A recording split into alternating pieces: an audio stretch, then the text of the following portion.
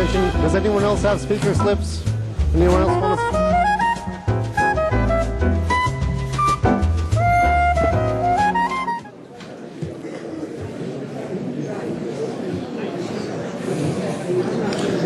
So there are 50 speaker slips here. There's several who have seated time, but this is the most of anyone. Everyone is just like one person seating time. Okay, so you've got 3 seats. That means you've got 4 total. Yeah. Okay. So there's only like 5.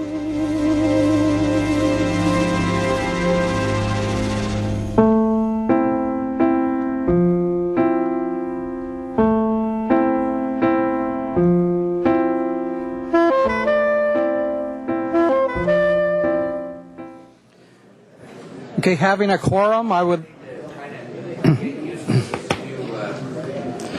Julie? Get yourself a gavel. Yeah.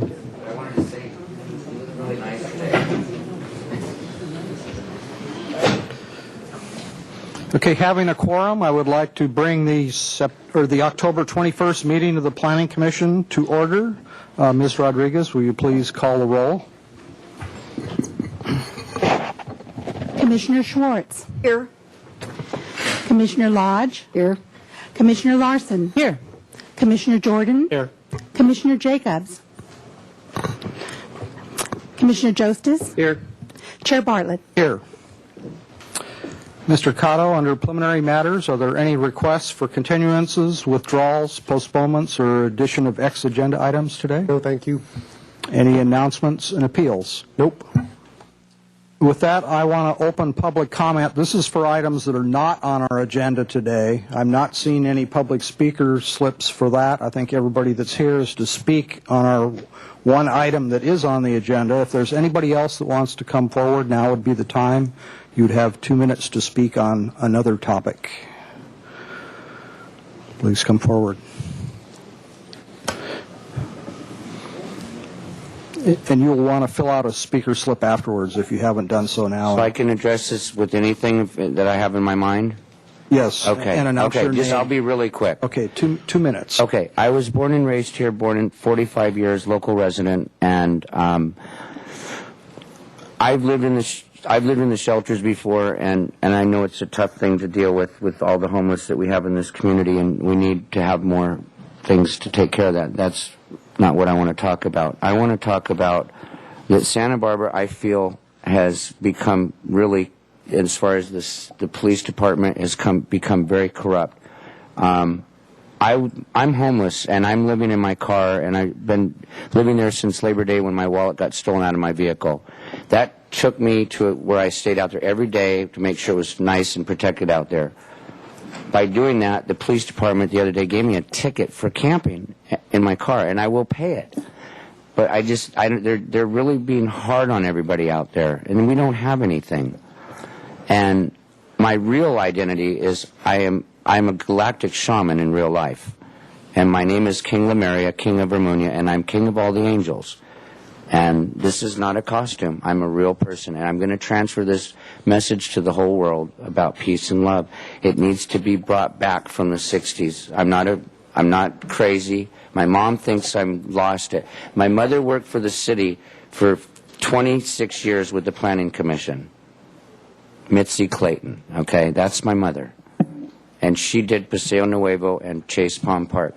I'm so proud of her. She was a hard worker. She knows Sheila. And I just want to say that I'm having a tough time out here.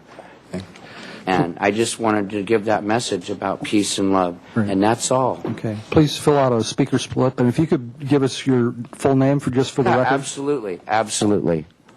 Okay. All right. And I really want to thank, didn't know this was happening. I just was walking up State Street and somebody said I should come by and say something. Great. Well, thank you for sharing. And I love everybody in this community. I mean, I'm a local Santa Barbarian. There's not many of us left at all. Well, I know you are, Bruce. Okay. Thank you.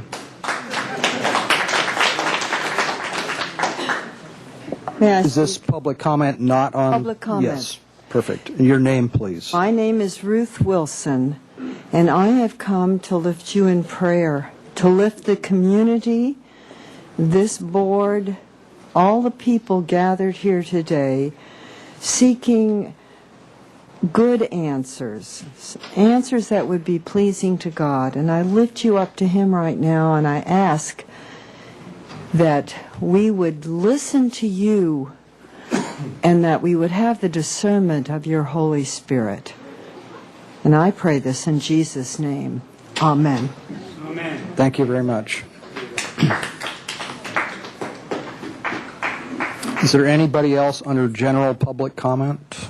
Seeing no one, I'll close public comment, and we will go to our main item on today's agenda, which is the status update on the conditional use permit for Casa Esperanza. And Danny, will you or Kelly be doing? Kelly Broderson will be doing our staff report.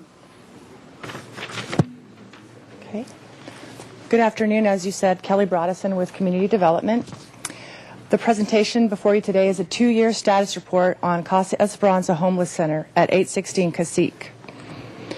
In addition to planning staff, you'll be hearing reports from Sue Gray of the Community Development Department, Mike Foley of Casa Esperanza, Gary Linker of the Milpas Action Task Force, and Officer Alex Altavia of the Police Department. The conditional use permit for Casa Esperanza facility was approved in September of 1999.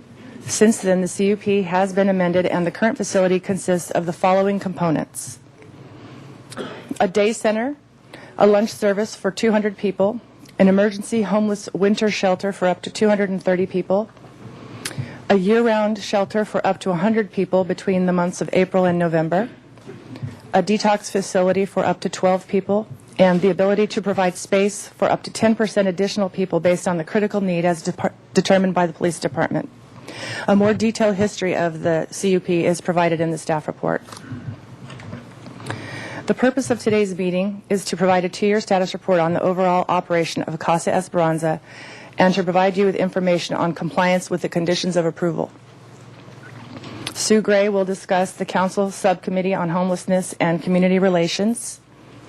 Mr. Foley is here to present information on the overall operation of the facility, and he'll also provide an outline addressing each of the conditions of approval. Mr. Gary Linker will review the role of the Milpas Action Task Force and its continued efforts to address and improve impacts on the neighborhood and the Milpas corridor.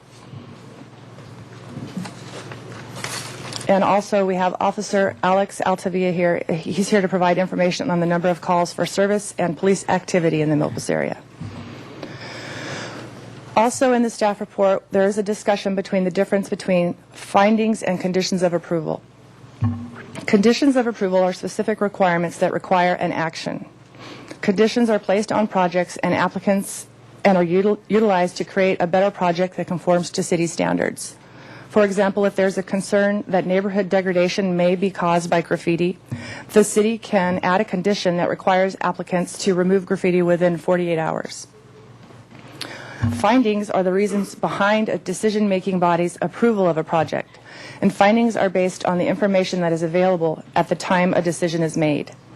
For example, at the time the CUP for Casa Esperanza was approved, the decision-making body made the finding that this use would not be detrimental because the project would provide a place where the homeless could go. Conditional use permits run with the land, and as long as a project continues to comply with its conditions of approval, a CUP cannot be revoked. To revoke a CUP, staff would first be required to conduct an investigation and determine whether any of the conditions have been violated. If it is found that a project is in violation, then staff would first try to remedy the situation through enforcement or abatement. If those efforts were not successful, then staff would consider a public revocation hearing at Planning Commission. Staff has thoroughly reviewed CASA's conditions of approval and their operations and have determined that CASA is in compliance with their conditions of approval. It is unlikely that any further investigation would result in a different determination. And with that, I will let Sue Gray take over. Thank you. Welcome. Thank you. Chair Bartlett, Commissioners. My name is Sue Gray, and I'm the Administrative Services Manager in the Community Development Department. And some of you might recall back in 2008, the last 2-year report on Casa Esperanza, I gave a brief overview of the Council Subcommittee on Homelessness and Community Relations. It had just started up. It was kind of mid-process at that point. In 2009, they came out with their recommendations, strategies to address community issues related to homelessness. And I don't want to go over all of that and tell you where we are up to date on all 12 because there's a lot of people who are going to be talking today. But I did want to let you know that Mayor Schneider is considering asking the council subcommittee to reconvene, not only to get an update on the progress of the 12 strategies, but also to look at the issue of the lunch program citywide, because it's been talked about a lot in anticipation of this meeting. And it's felt that it's more than a lower Milpas area issue, and she wants to see if the council will do that and look at that on a citywide basis. And I think that's all, and that would include also the public health director and the issues that Casa Esperanza found when they tried to have satellite locations. So with that, I will turn it over to Mr. Foley. Good afternoon, Mike. Good to have you with us. Am I on? Yes, you are. Now I'm on. All right. Yes.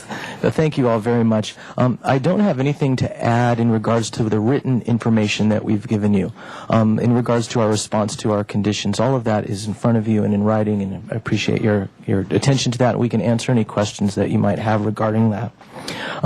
Due to the importance of our time together, I have prepared comments. To start off, we wanted to take some time to give you a history of Casa Esperanza, how it was built, and how our homeless shelter came to fruition. We sent you the PowerPoint presentation that we presented to you in the very beginning.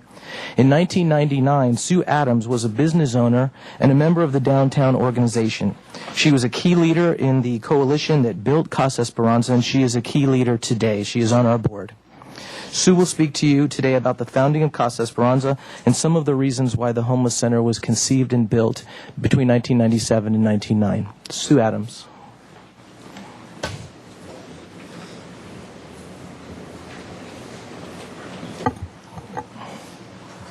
Good afternoon, Chair Bartlett and members of the Commission. It's been such a great honor to have served on Casa's board since its founding in 1999. When you see the tireless commitment of the volunteers and staff who work to ensure that our homeless get the help they need to move off the streets and into permanent housing, you may understand why we are so supportive of this shelter. For 18 years, I was the owner of a shoe store on State Street. In the 1990s, Santa Barbara witnessed a tremendous increase in street gangs and panhandlers. Many of them sat on our sidewalks. They were so prevalent that it was difficult to walk 2 by 2 without stepping on legs, dogs, and blankets. Merchants and residents were irate. They felt State Street had become a war zone. This, in conjunction with graffiti, filth, and shoplifting, prompted our downtown organization to take action. Sharon Byrne of the Milpas Association recently stated, "We are not going to turn this street around until we come together as a community." 15 years ago, her statement was as relevant as it is today. Merchants, religious leaders, and municipal agencies work together to act as a community in a county-wide phenomenon. So as a shopkeeper, I know commercial corridors attract all sorts of people, including those who are looking for an easy dollar. In the 80s and 90s, the numbers of the homeless and the mentally ill were rising. Refuse from dumpster diving was spilling onto our properties. Graffiti became prevalent. Begging was really confrontational. We tried everything. We tried the State Street host program, who were young people acting as buffers between the homeless and our tourists, to refrain from giving money and to organize the downtown in such a way that literature and encouragement not to give money was prevalent. We tried washing our sidewalks on a daily basis. We hung colorful banners to mask the tension on our streets. We tried all of these measures because the city was unable to place a policeman at every corner. But in 1997, Council passed an ordinance prohibiting sitting on State Street. The downtown organization became sensitive to the voices of the residents of Santa Barbara. They were concerned about the perception of our indifference to the hungry and to the homeless. So we took the next step. We formed a community task force comprised of merchants, council members, homeless representatives, county supervisors, the faith community, the police department, and city planners. We searched for the best programs and the best locations. Casa Esperanza was the beginning of a great solution, and it still is. The purple ribbons you see throughout this room symbolize the support for solutions to hunger and homelessness. These are a sample of the people who believe in these programs. They are also the people who shop in our stores, who support our businesses, and who belong to our congregations of faith. But why am I here? You know that I was a part of a community collaboration to help our homeless find housing. But I have a personal reason. My business was called The Footnote, and it was a shoe store. Like many shops, my back entrance was located on an alley behind my store. Late at night, that alley became a dormitory for the homeless. Early one morning, I approached my store, and not uncommonly, I stepped over a person in a sleeping bag. A voice from within the bag said, "Ma'am, your store was unlocked and it was unprotected all night." So I opened the door and dashed inside, and expecting devastation and finding none, I went to the cash drawer, but every penny was in place. Then it dawned on me what I had just done. I had jumped to the conclusion that the homeless man who slept at my back door was a bum, a menace. Instead, this man, though homeless, had guarded the contents of my store for an entire evening, and he had done this intentionally. He could have slept inside, but he chose to lie across the doorway so no one could enter. I ran back to the alley to find him. I looked up and down State Street, needing so much to say thank you, but he'd vanished. That gentleman changed my life. I think I've been looking for him ever since. My reaction was so wrong. The man in my back alley was homeless, and I judged him to be less than what he was. I had painted all homeless people with the same brush. Perhaps I'd fallen into the habit of thinking that the word homeless is synonymous with lifestyle, and feeding the poor enables them. The tragedy of using labels is that they are often incorrect and unethical. How can we be angry at the old or the feeble or those who are really unable to work? Do you think we can really enable mental illness with a bowl of soup?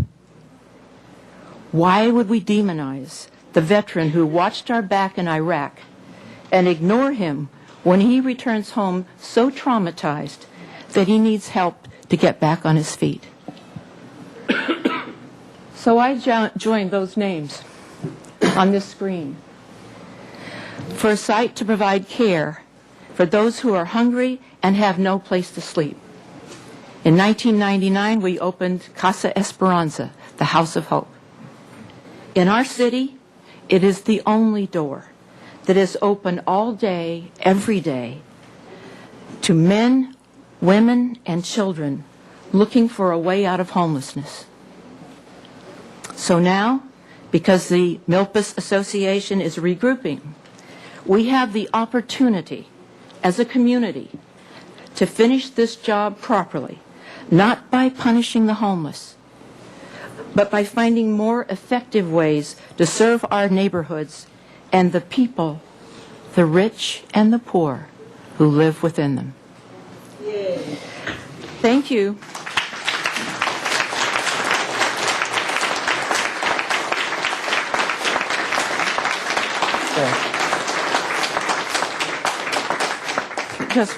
Thank you, Commissioners, for your efforts to work with us and to resolve these concerns. Thank you very much. Mr. Jostis. Thank you, Mr. Chair. We have a lot of people here who have an opportunity to speak. I think we have 50 speakers and Over 50, and counting. And I'm unclear as to how this meeting is going to go forth in terms of allowing the applicants some time to speak, but more importantly, to allow the community who's come out today to have their opportunity to speak. And we have, until 3:30 to conclude this meeting? I don't know how this meeting is going to go forward. If we have clapping after every speaker, we're not going to get to where we want to be. Right. Today we do have a time certain. We need to be out of the room at 3:40. We obviously need to have time for the applicant to finish presenting the 2-year update. We want to allow time for the public speakers. Your voices are important, but you also need to be respectful of everybody else that wishes to speak. We have over 50 speaker slips here. Mr. Cotto is collecting more, so we're really trying to limit this to 2 minutes or less. Less would be better. It will actually allow the commission to have time to make comments today. Otherwise, we're going to force this meeting to go into a continuance, which we would rather not do. So please, out of respect for everybody else, be brief, agree with others that you are in agreement with, and let's make this a very civil and yet efficient operation, because it's really important to hear from everybody, and you've given up your time to be here, as have we, so let's all work together and all be heard. So with that, I'd like to bring it back to the remainder of the staff presentation, and then we will get into public hearing. Yes, when I first came to serve at Casa Esperanza, I met a city council member who said to me, "Thank you for taking care of our shelter." Over and over again, I've been humbled by the intensity in which so many in the city take personal ownership of Casa Esperanza. In the last few months, I've also encountered a small but rising tide of frustrated people who do not believe that unsheltered people should receive any help at all. I've been humbled by these voices as well.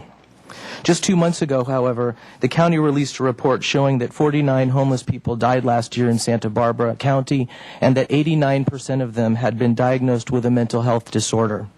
For hundreds of homeless people, meals and medical care are not choices. Meals and medical care are quite literally life and death. So while we're here to share with you about our efforts and our success, we cannot deny our alarm.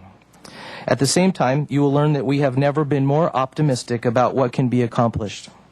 The first thing we share with you is the core of Casa Esperanza has not changed since our last report in 2008, and most of it hasn't changed at all.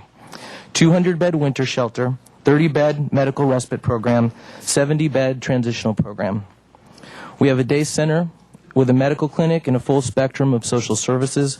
An average 175 to 195 lunches have always been served each day in the meal sharing program. Every day, 4 to 5 step-up outreach workers pick up trash in the neighborhood. They talk to the homeless and they talk to our neighbors when they can, and they report back to security staff. 5 years ago, we reported that security staff monitors the immediate area and provides security for the shelter 5 days a week. In 2007, that expanded to 6 days a week. 7 months ago, that expanded to 7 days a week. In response to advice from this commission, our outreach efforts to the immediate neighbors greatly increased following our last report. As Ms. Larson said, we took it as a wake-up call. And very quickly, there's a number of ideas and suggestions that had come in the last one, like power washing and such. I can answer those questions later. We also changed our approach to the Milpas Action Task Force, and that's very much written in your report, how we changed our approach with the Milpas Action Task Force. What also has not changed is our commitment to evolution, improvement, and success. Every year for the last 5 years, Casa Esperanza has increased the number of people placed in jobs and the number of people placed in housing. This year, 409 people were placed directly by our staff in housing, a 20% increase over a year prior despite the recession. And that's triple the number of housing placements from 5 years ago. Our programming philosophies have evolved, our security philosophies have evolved, and our counseling resources have grown and improved, as I shared with you all on Tuesday. Much of this is also explained again in our written report. We need to not comment on other people speaking, otherwise we're going to close the rear doors. Please continue. Thank you. Due to the recession between July 2008 and June 2009, just over 1,800 people sought some kind of help at Casa Esperanza. Between 2009 and 2010, that number decreased to slightly over 1,500, and that trend continues on a slight downward curve today. In 2009, Casa Esperanza assumed operation of the community kitchen of Santa Barbara. This year, we expect to serve approximately 165,000 meals to the working poor, the sheltered homeless, and the unsheltered homeless. Approximately 142,000 of those meals will be served at Casa Esperanza. Be clear, no one will panhandle for those meals. No one will steal for those meals. No one will find themselves face down in a dumpster searching for those meals in our city. Instead, they will have the nutrition they need to survive. Over time, hundreds will come to trust the staff at Casa Esperanza and seek recovery and housing. Many are just passing through. 21% met the definition of chronically homeless. Last year, just over 1,100 people slept at Casa Esperanza. Our street outreach team contacted 450 homeless people on the streets, and 325 came to Casa Esperanza for assistance. As we have in the past, we want to take the time with you to highlight one of our Lifeline programs. Recently, the Santa Barbara Fire Department, in a newsletter presented by the St. Francis Foundation, acknowledged our medical program for drastically reducing the number of ambulance calls for service at Casa Esperanza, creating significant financial savings. To present information on our medical program is Dr. Dennis Baker.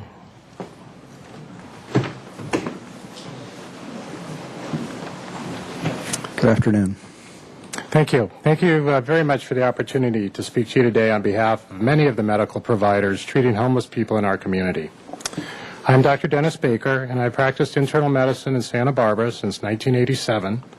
I was president of the Santa Barbara County Medical Society in 2005 when a group of us formed the nonprofit Doctors Without Walls.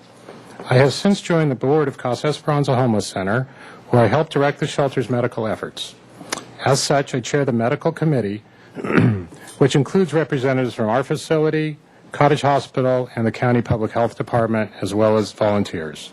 I have the full endorsement and support of this group for the statements I make here today. For the last 10 years, Casa Esperanza Homeless Center has provided the only health clinic available exclusively for the homeless in Santa Barbara.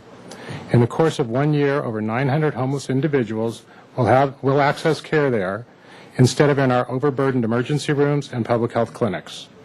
In fact, we estimate that over 500 emergency room visits are diverted annually from Cottage Hospital at a savings approaching $1 million. Casa Esperanza also offers the only medical respite program for homeless people discharged from the hospital. These 30 beds are used to support those suffering with illnesses who would otherwise have to care for themselves on the streets, putting them at risk of unneeded and costly hospital stays. Outreach teams of social service, medical personnel, and citizen volunteers from Casa Esperanza, as well as from a growing number of other organizations, are increasingly active. While providing treatment and outreach, these dedicated people also are frequently able to persuade the most vulnerable, unsheltered homeless to come in to eat. For some, a hot meal and a place to rest, so taken for granted by many of us, will be the first step on the path out of homelessness. Excuse me. Currently, on average, 200 people a day receive nutritious meals at Casa Esperanza Community Kitchen. There is abundant proof that one of the best ways to prevent illness in the homeless population and to reduce the public burden of its cost is to enhance access to proper nutrition with the food people need to survive. By providing healthy meals in a central location where health care and social services are also available, we stand the best chance of preventing disease and even death in this high-risk population. Now, I am aware that there are some who believe we should stop providing food to unsheltered people altogether. that perhaps they will take better care of themselves if only we stop spoiling them. As clinicians, we must strongly disagree and point out what a naive and dangerous notion this is. Homeless people will not go away by denying them food. This would only guarantee that more homeless people become sick and die, placing immediate burdens on our healthcare system and setting a course that, in the long run, would be financially ruinous for our community and a tragic statement about our humanity. We know that 90% of the homeless people who died in Santa Barbara last year suffered from diagnosed mental illness. Most suffer those conditions through no fault or choice of their own. Is Santa Barbara prepared to deny the unsheltered mentally ill access to the basic nutrition they need to survive? And who would suggest turning away the many parents who come to Casa Esperanza Community Kitchen for free lunch each day so that they can afford to feed their children at night? And what if our unsheltered veterans, suffering from PTSD and other war-related problems, or the physically disabled on our streets, or our seniors, the sick, the injured?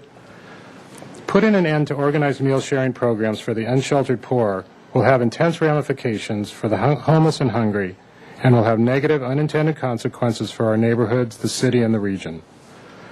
Solving the problem of hunger and homelessness is complicated, but our community is generous and caring at its core. The work of those on the front lines of this epidemic is not always pleasant. It is something that people may not want to see up close, but a great deal of work is being done by many dedicated and sincere citizens. Casa Esperanza is a vital part of the solution to homelessness. Over the past 4 years, the number of people who moved from homelessness to housing has tripled. Hundreds find the basic care they need to survive, and hundreds have found recovery, jobs, disability benefits, counseling, and life-saving medical care all under one roof. For people suffering with addictions and mental illness, Casa Esperanza is the only place that they can get care and refuge 24 hours a day, 365 days a year. Casa Esperanza is a beacon of hope for those who have nowhere else to turn and for those who are ready to turn their lives around. Please continue to support the work we do. I thank you for your time. Thank you. So the core of Casa Esperanza remains the same, and programs continue to evolve. Any person, regardless of their condition, can come to Casa Esperanza for meal sharing and day center services, and they may also participate in the homeless humanitarian winter shelter program on a first-come, first-served basis. If they can follow a simple set of rules, they can stay. During the non-winter months, the shelter bed programming changes. The bed total drops to 100, and all 100 people must be attached to a program service provider, either medical staff or recovery and social service staff if they want to live there. They must be involved in a program. If they are not, they cannot live there. Some things stay the same and some things change. Since our last formal report in 2008, there has been incredible change around Casa Esperanza. The economy tanked, unemployment rose, property values fell. The Milpas corridor itself became one gigantic construction zone. More people became homeless. Almost all of the increase in Casa Esperanza's homeless population during the height of the recession was local. Mental health services in Santa Barbara crashed. Millions in service dollars were cut. Today, indigent people who do not have Medi-Cal are no longer entitled to case management services at all. In a 3-month period in 2009, 188 people came to Casa Esperanza with medical concerns. In the same period in 2010, that number rose to 355. Casa Esperanza was forced to scale back the intake process for people with mental illness absent the resources to provide the necessary care. Not only this, but the Salvation Army Substance Abuse Treatment Center in Carpinteria closed, and none of those beds for the indigent were replaced. Our streets suffer as a result of this today. Over the last few years, police department budget cuts have had an impact on our area. In 2005 to 2007, Casa Esperanza and the Milpas Action Task Force worked monthly with our beat coordinator, and we received monthly offense and call for service data from the police. Using this information, we created environmental changes, and targeted deployment activity was discussed and results were tracked. We had good results, as you learned in our report. In 2008, we lost our beat coordinator, and the department was no longer able to release crime data because the information technology department went from 6 to 2 and the crime analyst position was cut. This was devastating in that our proactive tracking and action planning ability came to a halt. And you'll remember that we came to you with a report from the Fielding Institute that showed that 66% of the people we serve had no contact with police and 33% had some contact. We wanted to study that 33% and see what happened to those people after they came to Casa Esperanza, what was their activity before and after. Absent a crime analyst, that report could not be completed. During this time and before, we also noted that there were significant attempts to clear the homeless from other areas, TV Hill, the creek beds, the railroad tracks, Pershing Park, and State Street. A number of homeless, mostly suffering mental illness, were displaced by the Milpas construction. I want to make it clear that the police are responding to demand for assistance and do not purposefully sweep people into any specific area. But following the path of least resistance, all arrows pointed towards the Milpas corridor. When the police have deployed in the area, a very positive effect is noticeable. But as our report to you on the state of homelessness in the region showed, I hope you all read that, particularly in San Luis Obispo, the homeless don't just disappear regardless of scattering them or the availability of services. And finally, at the very time when a strong, vibrant, powerful, and demanding community organization was needed most to advocate for the needs of the community, unfortunately the Milpas Association completely disbanded. Absent the organized power exerted by other neighborhoods, our area suffered. The past has been difficult and concerns we face are serious, but today the future looks much, much brighter than it did a short time ago. Core projects are beginning to grow and new projects are online. The city of Santa Barbara has sought assistance to develop a list of the 50 most chronically homeless people in the city, and they've agreed to house these people by January of 2011. Parts of the 12-point plan are slowly being delivered, and Milpas business owners have agreed to sign on and help implement the Real Change, Not Spare Change panhandling reduction program. There's also new leadership at Bringing Our Community Home, the 10-year plan to end chronic homelessness. 2 successful housing conferences were just completed, and the 10-year plan is experiencing new energy and new commitment. You will note that many of our neighboring counties have developed incredibly in-depth enumeration reports, interviews, and analysis of their homeless populations, and they're implementing concrete strategies based on fact and science rather than opinion and, in some cases, myth. Department leaders in the Santa Barbara County have committed to completing a more thorough enumeration report for Santa Barbara County in January of 2010. This will be incredibly important because we can know how, where, and why the homeless people who are in this community are here and what we can do to help them. In January 2011, the detox center in our building will relocate. Through this change, there will be a separate entrance and a locked exit from our building rather than one open gate for both. This will increase our ability to control the flow of traffic in and out of the center. This week, we received a commitment from the Santa Barbara Police Department to once again provide monthly up-to-date offense report crime data to the Milpas Action Task Force. Now we will be able to jumpstart the successful work we set aside in 2008. Captain Altabilla has been attending our Milpas Action Task Force meetings on a monthly basis, and his leadership is highly, highly valued. With the entire neighborhood's attention on reducing problem behaviors, these problems are very likely to decrease as they have in the past. It is impossible for us to express our thanks to the neighborhood leaders who stepped up to develop the Milpas Community Association. Casa Esperanza stands ready to serve in full partnership with the Milpas Community Association in advocating for the betterment of the Milpas neighborhood. As we stated in recent media releases and stories, we stand with the Milpas Community Association on every single community betterment project listed on their website. Before the opening of Casa Esperanza at 816 Cacique Street and until this day, some neighbors have voiced concern that the serving of a nutritious meal to any person regardless of their condition attracts people to the neighborhood who then cause problems in the neighborhood. Casa Esperanza, as you know, is sensitive to this concern. Regardless of varying opinions surrounding this concern, in 2009, we made a commitment to reduce the number of people who receive lunches at Casa Esperanza by creating new meal-sharing alternatives in other locations. Although we were thwarted by state law in our first attempts, we stand by that commitment, but only when new alternatives are in place and working. To end daytime meal-sharing services without working alternatives would be a disaster for the homeless, the neighborhood, the city, and the region. But considering the reality of state law and financial realities, a city-wide solution must be developed with participation from all corners of the city. In a civilized society, the question is not if we provide food for the hungry and unsheltered, but how we provide them with the nutrition and support they need to survive and to one day thrive. So it's with incredible gratitude on behalf of my board and others that we thank Mayor Schneider and thank the city for stepping up to reconvene the 12-point planning group that will bring together everyone citywide to develop and design the anti-hunger policies and programs that will lead to a better future for everyone in Santa Barbara. And we know that we can work together to get that done. When we faced increased behavioral problems due to the mental health crisis at our new Coda Street neighborhood meal sharing location, we were literally hours away from shutting the program down. But thanks to our Coda Street neighbor, Sebastian Aldana, that did not happen. When we proposed an alternative programming solution, Sebastian agreed to give it a try.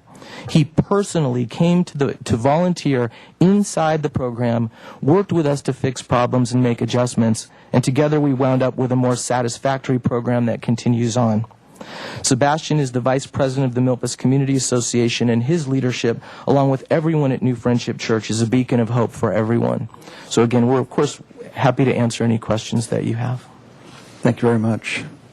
Captain Altavia, were you going to add to the presentation at all or just be available for questions? Yes, sir, after Mr. Linker. Oh, great. Thank you.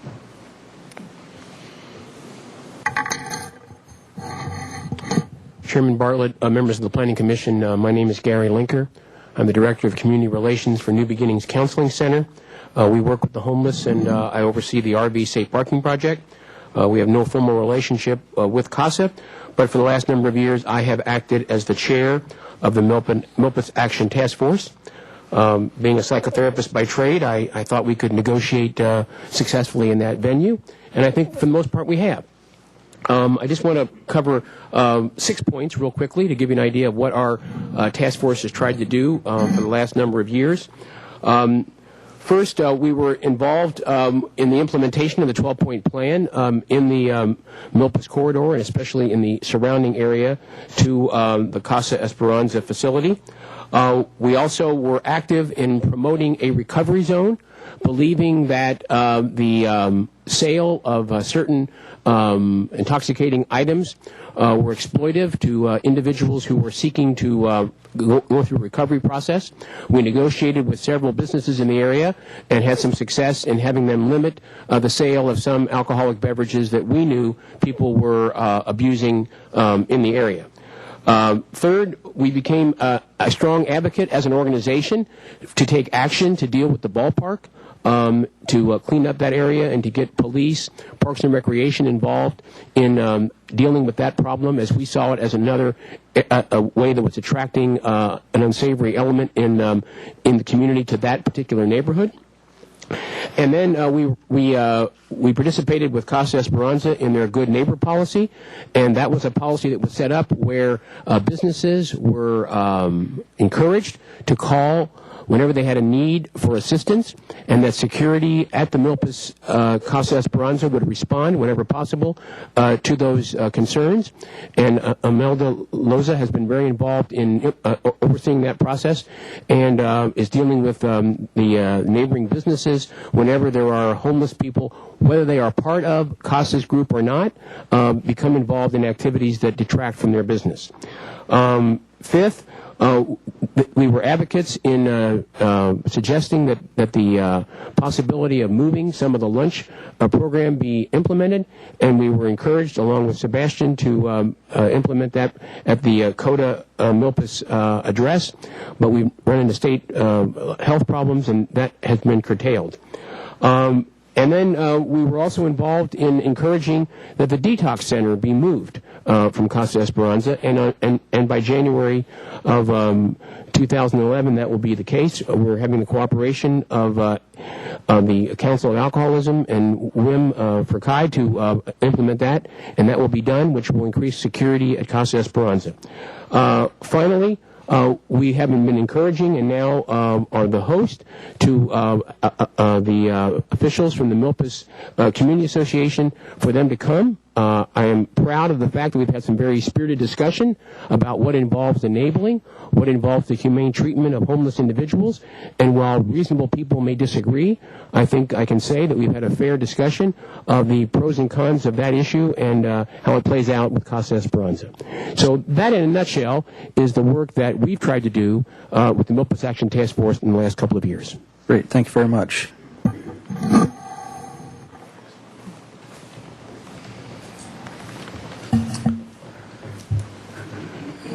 Please go ahead.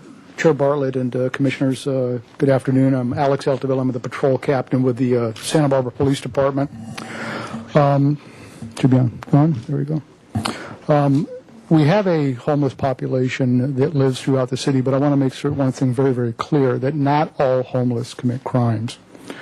The crime report that we will be giving are crimes that could be typically associated with homeless individuals, for example, panhandling. However, the crimes were not all committed by homeless. Those are two extremely points that I have to go ahead and get forward here.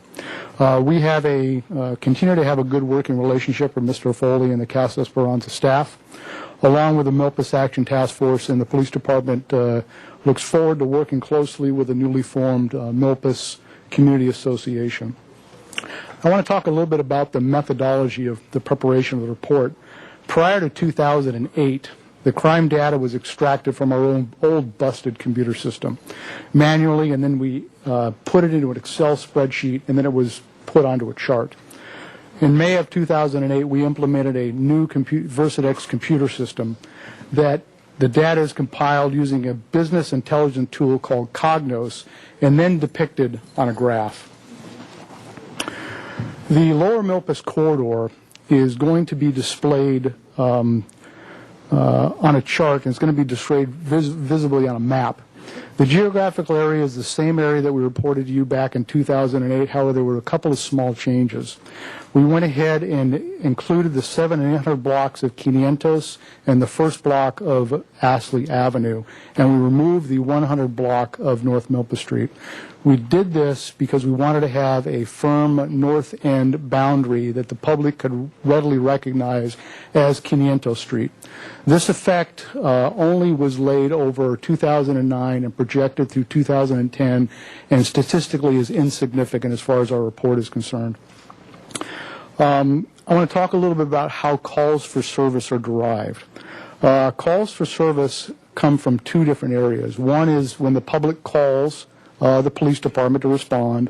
The other one is officer-initiated activity calls for service in the field.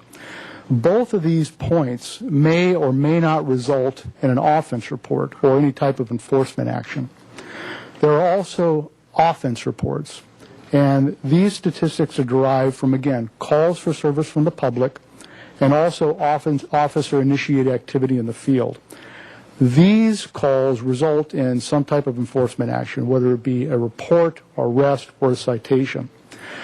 I also want to make it very clear that when you redeploy officers, let's say, for instance, in what we call a directed patrol, in a certain geographical area, and tell them to go ahead and enforce in a certain zone, that does have the ability to go ahead and spike your statistics as far as offenses are concerned. So that's very important to see, and you'll see that displayed later on when we look at the charts.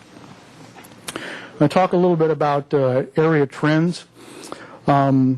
We're going to report on crimes, like I said, that are typically associated with the homeless individuals, but again, they weren't all committed by homeless. That's very, very important to realize.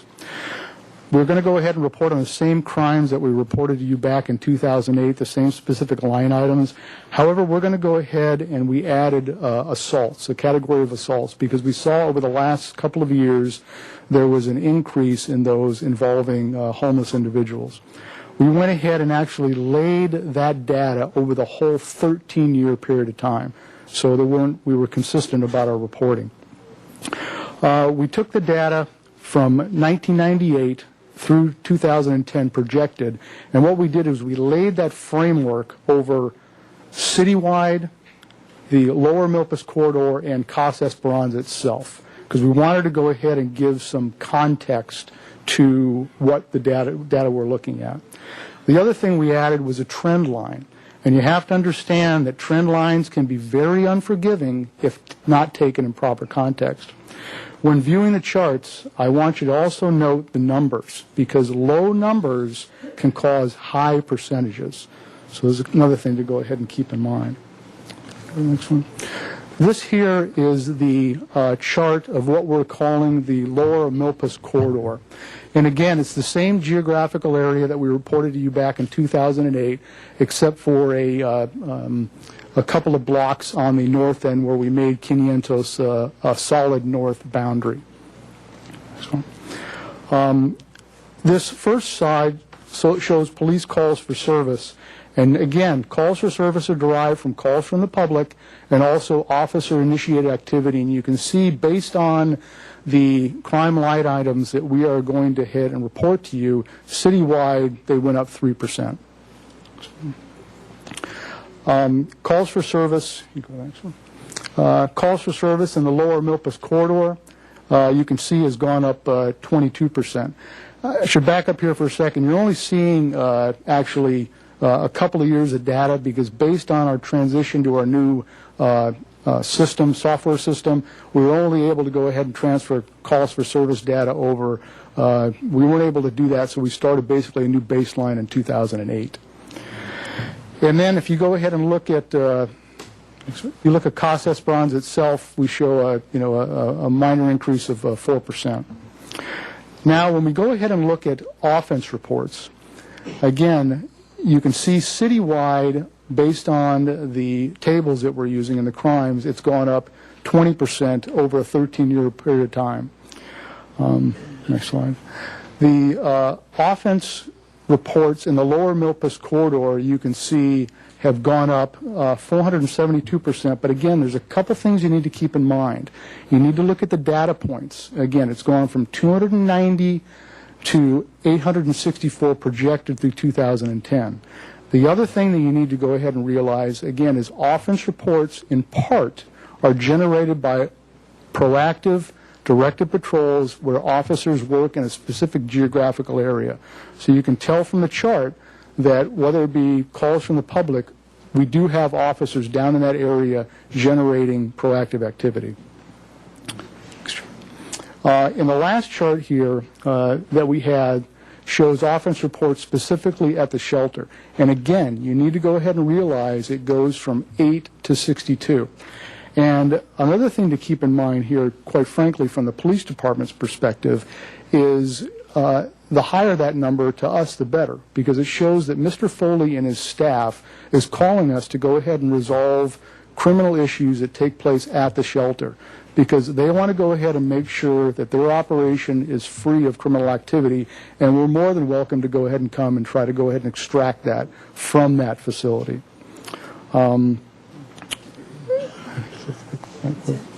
So in closing, I'd like to again reiterate that we have a good working relationship with Mr. Foley and the Casa Esperanza staff, Milpas Action Task Force, and we also are looking very forward to working with the newly formed Milpas Community Association. Great, thank you very much. Kelly, is there anything else with the staff report? That concludes the update report. Great. Okay, with that, we are going to go to public comment. I can tell just by the time remaining, we're going to exceed the time limit just with the speaker slips that we've got turned in. So I think we're really going to have to try and limit this so that all of you that are here today at least have the option to speak. So I think I'm going to try and limit it to about 1.5 minutes per, and then there's a few people that have ceded time to others. As long as those people are here, you can have a little bit extra time, but by no means anywhere more than 5 minutes, no matter how many people you've pooled together, because we'd rather hear from all of you individually.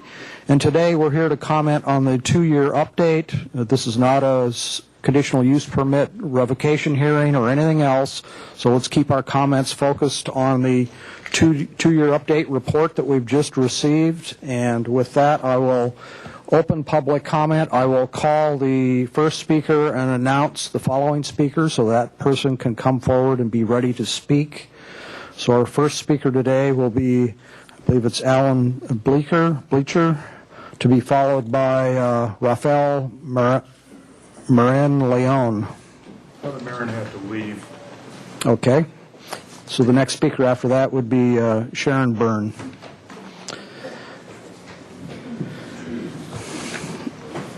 And Alex, I see you have 3 people that have ceded time. I'd like to try and hold it to 5 minutes, given the amount of people we have in the audience.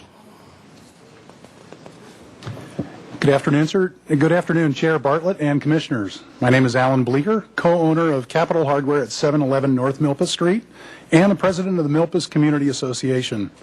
We are a group of business owners, property owners, and residents concerned about and interested in improving the Milpas corridor. Let me be perfectly clear. We are not in opposition to Casa Esperanza or a NIMBY group, not in my backyard. We are not interested in moving Casa Esperanza or trying to have the city revoke their CUP. The facts are clear, as you have heard from numerous members of our community, that our neighborhood experiences many negative impacts that are known to be associated with the presence and operation of Casa Esperanza. Because the city has granted Casa Esperanza a special conditional right to operate in our neighborhood, the city has an obligation to ensure that the operation of this facility does not adversely affect our neighborhood. There is no question that residents and businesses along the Milpas corridor experience homeless-related nuisances and crimes far more frequently than those in other parts of the city. The city decided to put Casa Esperanza in our neighborhood, and we have accepted it. But is it fair to tell businesses and residents in our neighborhood that we should also be willing to accept a much higher incident of crime and other negative impacts also? Of course it isn't. Unfortunately, as discussed in the report your staff prepared for today's hearing, that's exactly what's happening. Something needs to change. I am now going to turn over our presentation to a fellow board member who will address some of the technical aspects of the staff report for today's hearing. Thank you. Thank you. And your name for the record. Good afternoon, Mr. Chair, members of the Commission. I'm Jarrett Gorin. I'm also a member of the Milpas Community Association Board. I want to start off by saying the staff report was excellent. Kelly did a great job defining the scope of the hearing today. Section 3D on page 5 of the staff report discusses the difference between findings and conditions. And we basically agree with staff's discussion that when a decision-making body like your commission makes a finding for a project, that you're making the finding based on the information you've got in front of you at the time. And so effectively, you're having to predict the future about how a project is going to turn out when you make those findings. For any conditional use permit, the Planning Commission has to make the finding that such uses are not materially detrimental to the public peace, health, safety, comfort, and general welfare, and will not materially affect property values in a particular neighborhood involved. In the case of Casa Esperanza, the 1999 Planning Commission customized that finding, and they added the statement, because the project provides a place where the homeless can go without loitering in the neighborhood. Of course, now 10 years later, everyone knows that there are major impacts to the surrounding neighborhood. We also know now that the basis for the Commission's finding 10 years ago was fundamentally incorrect. That's not my opinion. That's not some perception that's just shared by the Milpas Community Association or the neighborhood at large. These are facts, and they're supported by data. In Section 3A of the staff report, staff cites the police department report, and they state that crimes associated with homeless activity have increased over the last 12 years. And more specifically, while they're up 20% in the city as a whole, they're up 472% in the Milpas area. And I agree, it is important to look at percentages and numbers, but I'd still say that going from 200 to over 800, I mean, this is significant, and this is a major impact. There is a correlation here. Casa Esperanza was placed into our neighborhood, and they've expanded the scope of their programs over the past 10 years. And in their current form, some of these programs, like the free lunch program, serve as an attractive nuisance. What's happened is the exact opposite of what the Planning Commission found in 1999. In fact, homeless individuals are drawn into our neighborhood where they loiter and they cause other problems. Residents, business owners, and customers of businesses along the Milpas corridor are exposed to panhandling, having to witness public urination and defecation, a host of other activities that I think without question are materially detrimental to the public peace, health, safety, comfort, and welfare. So what can we do? The Planning Commission can't go back in time and unmake a finding. It doesn't mean, though, that our hands are tied and we're all just stuck with the current unacceptable situation. Section 3D of the staff report says, and we agree, that adding conditions of approval help the decision makers make the required findings. And certainly that's the case here. The 1999 Planning Commission had to make the findings based on the best information they had. They heard extensive testimony regarding the neighborhood concerns about exactly the types of detrimental impacts that are now documented fact. They took the concerns seriously, and they were only able to make those required findings and approve the CUP for Casa Esperanza with the addition of Condition 2F, which is why we're all here today for these 2-year progress reports. Okay, you're at 5 minutes already, so if you could... I'll wrap it up in 1 minute. The 1999 Planning Commission wanted to make sure that there was a mechanism in place to periodically review the operations of Casa Esperanza and any associated impacts to the community. Now, we assert that the purpose and intent of Condition 2F is not just so that your commission can hear about how good or bad things are every 2 years. The purpose of the condition is so that if the operation of Casa Esperanza is turning out to be materially detrimental to the public peace, health, safety, comfort, and general welfare, that your commission can do something about it. We're requesting that your commission set a date for a future hearing to review the operations at Casa Esperanza and update the conditions of the CUP so that something can be done to mitigate the documented detrimental impacts to the neighborhood. If we were talking about a church or a trade school or, God forbid, a condominium project, I can guarantee you that this commission would ensure that there were not going to be negative impacts to the neighborhood. That's the standard the city applies universally. Casa Esperanza has a noble mission, but it doesn't entitle them to special treatment at the expense of a disproportionately impacted group of city residents and businesses. You have the ability and the obligation to review and update the conditions of the Casa Esperanza CUP and address the detrimental impacts to the surrounding neighborhood. So we are respectfully requesting that your commission set a future hearing date for that purpose. Thank you. Thank you. Okay, Sharon Byrne has ceded her time to John Dixon. So, John, I will allow 3 minutes for that, if you could come forward. And you will be followed by Sebastian Aldana.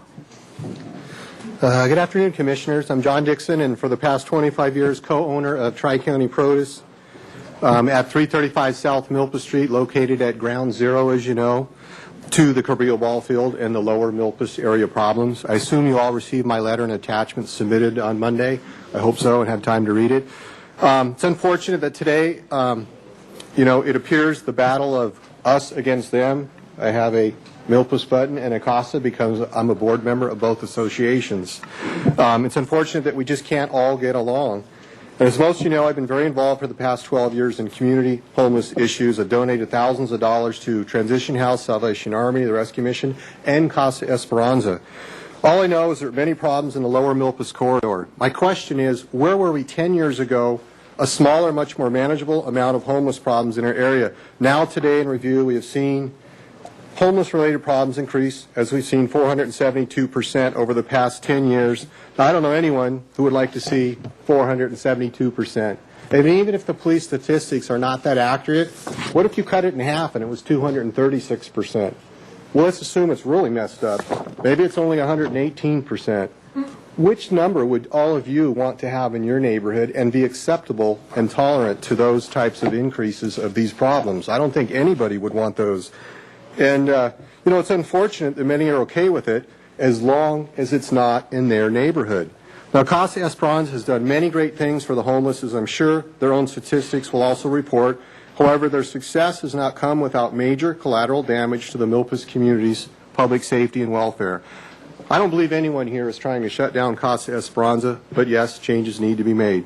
I'm not claiming to have all the answers, but it's time to go back to the drawing board and work together at resolving these issues that are obviously not working for the neighborhood. The current solution is completely one-sided.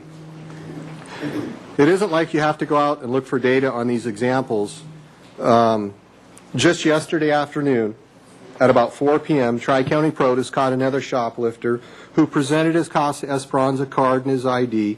He told us that he goes to Casa Esperanza for free lunch meals, but the Casa he can't stay at Casa overnight or take part in any of their programs because he's on their bad list. He can still go there for lunch, he says, to eat, and after he eats, he comes into our businesses, and we have to deal with him stealing from us.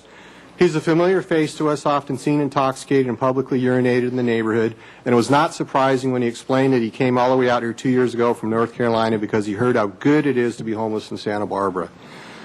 All the while this was occurring, we also had to move along a homeless person panhandling our customers in the parking lot at the same time. And today, just moments before this meeting, I was almost late at 11:45, we arrested another homeless shoplifter. I've often spoken to this man across the street at the Cabrillo Field, and he's usually one of the alcohol drinkers and drug users at the Cabrillo Park.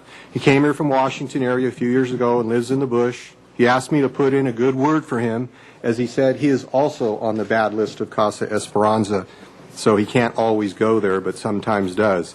Jarrett mentioned earlier that any other business or resident would be required to mitigate any impacts to the neighborhood, and that's true. Why should Casa Esperanza continue getting special treatment and exceptions? And our own police reports show that it's truly unacceptable for any neighborhood. And I agree with Mr. Foley's position on many issues, with the exception that any changes made to Casa's program will result in deaths on the street. In a community so rich in wealth, I find it hard to believe that we can't solve this issue with first in mind the general welfare and safety to the neighborhood, while also figuring out how it is the best way to help those in need. Please schedule another hearing to review the findings so we can come back to the table, make the changes that are mutually acceptable to the neighborhood, while also helping CASA do the best job they can for the neighborhood and for those in need. Please give us what our neighborhood deserves. Thank you. Thank you. And we have your letter as well.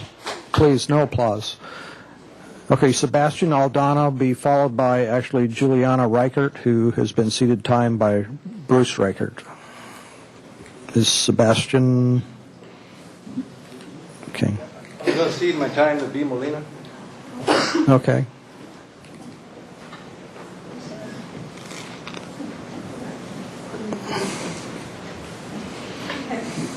Very quickly, I'm B. Molina. I was raised on Noble Street. I'm one of 13 in my family. I'm here speaking from a Latina family because in all of these discussions over the last 10 years, I've heard so very limited discussion about the impact on the Latino community in the Milpas area. It is a very diverse community. It is so rich in history. The significant population in that community is Latino, Spanish-speaking. Unfortunately, because of economics, it's also very poor. And to talk about people who have been subjected to homelessness in that neighborhood, who stayed in the neighborhood because they can't even afford to leave. They've lost their cars. They can only walk and take public transportation. It is not fair. It is not right that people can't even shop at Scolari's by foot because they're approached by panhandlers on the bushes on the side of Scolari's, Trader Joe's, Chapala Market, and we can go on and on. They can't go to the grocery stores. They can't go to the markets. They can't go to any of the commercial locations. And if you have a session here and invite the Latino community and the Spanish community to come and talk to you, they're going to tell you they're scared. They're humiliated, and they're embarrassed that people make fun of them because they don't have enough money to give them, and their kids have to stand there and watch this. You know, people with $10 have to buy dinner for 4 or 5 people, and they're being manhandled because they're not giving them a quarter, and they don't have enough money to buy their meal for that day. It is totally unfair, unjust, and I'm sorry, it's not moral. It's not moral as human beings, especially in this community of Santa Barbara. As I said, I was raised there. I was also the general manager of Radio Laser, 1250 AM on Casica and Salinas. If you don't think that I'm really aware of the Mexican and Latino families who have been disrupted or have no homes or jobs in the last 4 years and have had no help from any of the departments in this city or the police department, you are terribly wrong. But we've had to take care of some of our own families because they can't get help from anybody else. It is not fair, and I'm going to jump around. I have a student. I have a junior at Santa Barbara High. One day I decided to meet him on Milpas Street. I was floored. I was shocked at what these kids have to do to go get lunch on Milpas, go all the way to either McDonald's or Jack in the Box or Taco Bell. What they have to see to walk in an hour, manhandled, what they have to, everything else that they have to see just walking back and forth. What about the safety of our kids from Santa Barbara Junior High home, walking every morning and every night? What about the students at Santa Barbara High? Where's the police? And I'm sorry because the police does their job. There isn't enough. It is simply not enough. And our families don't have the resources to be there to walk them home every day. And certainly I don't. Okay. And I'm luckier than most. Okay. You're at Thirdly- 3 minutes. Okay, thirdly, I'm just going to finish very quickly. I spoke to Casey Kilgore, principal of Franklin School. She has an elementary school. She has homelessness that come in, asking to use the bathroom, going through the garbage cans. If you don't think that scares the kids, you tell me what doesn't scare them. Thank you. Thank you. Juliana Reichert, to be followed by Bruce Giffen. Good afternoon, Commissioners. My name is Juliana Reichert, and my family has owned the Habit since 1980 and operated at 216 South Milpas since 1996. Our business is located adjacent to Casa Esperanza. I work in our family business, and I'm the mother of 2 children, a member of the Milpas Action Task Force since the inception, and more recently I became the Secretary-Treasurer of the newly formed Milpas Community Association. My family is very passionate about our business. Our employees are the lifeline of our business, and they're like family to us. Many of them not only work on Milpas, but they live there too. That is why I'm here today, and why I've spoken before you in the past. 11 years ago, we had a very modest and manageable homeless presence in our neighborhood. When Casa Esperanza was approved, there was a finding that the shelter would not be materially detrimental to our neighborhood because it was providing a place for the homeless to go. There's absolutely no way for that finding to be made today. Of the 200 meals that are served daily at lunch, over 100 of the individuals that travel to and from Casa for meals alone, only for meals, travel across our parking lot. That's the most heavily trafficked path. It's across our parking lot. It creates more than enough opportunities for incidents.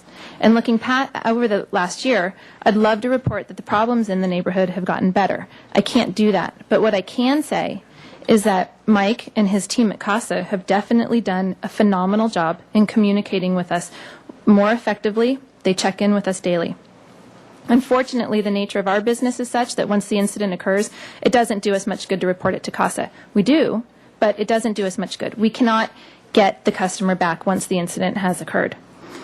We need to prevent the incidents from happening in the first place. And to that end, we put deterrents in place like locking our bathrooms, installing a permanent iron gate on the entrance to our patio from Milpas, an $8,000 security camera system, as well as new lights in the parking lot. Short of barricading ourselves in, we don't have a lot of other measures that we can do. The reality for those of us who live and work here is that the lower Milpas corridor is a dangerous mess. The police statistics support that. We put the safety and well-being and comfort and health of our employees and customers first. That will always be our #1 priority.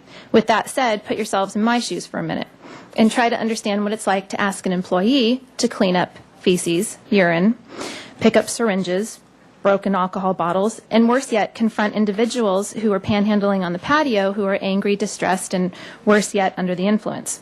This isn't even mentioning over the last year the assault on one of my employees, the assault of one of my customers, and my favorite, which was the man who decided to urinate at the feet of one of my customers during business hours. All of them were, by the way, CASA members. Denying them services after the incident, which happened, does not get me those customers back. My dilemma is that I truly believe that CASA is impacting a lot of lives in a positive way, and they do many great things. In fact, I want to see CASA continue to do those good things, but there comes a point when we must ask a few questions. Can this neighborhood alone absorb the enormity of this problem? No. Should CASA be everything to everyone? I would argue no to that. Services need to be distributed throughout Santa Barbara more judiciously. Milpas simply cannot bear the burden for the entire city. I also believe CASA has become an attractive nuisance in our neighborhood and that the city is liable for this. It is impossible to ever convince me that we should provide services for any set of individuals at the cost of public health and safety, and especially at the cost of this unique individual neighborhood where people live, work, shop, and go to school. I implore the Commission today to schedule a review of the CUP and examine the possibilities for revision to lower the impacts of this neighborhood. Thank you. Thank you very much. Bruce Giffen, to be followed by Tom Overnack. And Bruce, you've been seated one person's time, so you'll have 3 minutes. Do we have your... Okay. Thank you. Hi, I'm Bruce Giffen, and I'm a co-owner of a business, Giffen and Crane General Contractors, 224 South Milpas Street, located right in between the Hamburger Habit and the batting cages. We've been there for 23 years. In the last decade, there's been a spiraling down of quality of life on Lower Milpas Street, and then expanding into the community as a whole. There's a very old expression, there's no free lunch. And there's also another very old culture, it's called quid pro quo. It's so old, it's Latin. I give you a little something, you give me a little something. To constantly have a philosophy of giving something for nothing ends up in that you attract a lot of takers, a lot of people who are abusers, manipulators, looking for something for nothing. Our community can't afford that any longer. There's a well-known theory in community policing that when street crime is tolerated and accepted, that violent crime increases. We've seen that lately with the rise in gang violence and the death of an innocent man, and it comes back down to the tolerance of street crime. So I think one of the things that CASA could do would be to take a look at its program. What if, instead of having a free lunch, you needed to show up with a bag of street litter in order to get your lunch? Or if you're not able-bodied and able to walk, but we're in a wheelchair, what if you checked in that person bringing in that bag of street litter? With 200 people cleaning the streets around Lower Milpas, I can guarantee you we'd have one of the cleanest areas in Santa Barbara as a whole. I've got a few asks to make. I'd like to ask our chronic homeless to respect this community who is so generous. I'd like Casa Esperanza to be less defensive and to take a look at the program and not just look at everyone else. I'd like to ask the shopkeepers on Milpas, if you've got a storefront, wash your sidewalks once a week. They're filthy. I found out last Saturday. To the neighbors, it was great to hear Bee speaking. Take pride. Milpas is a gem. It just needs a little pride, a little polishing. And to the Planning Commission, I'd like you to take a look at the CUP and reopen it. We need you to preside over the improvement of the community and not the destruction of it. Thank you. Thank you very much. Okay, Rick Feldman will be followed by Tom Werner.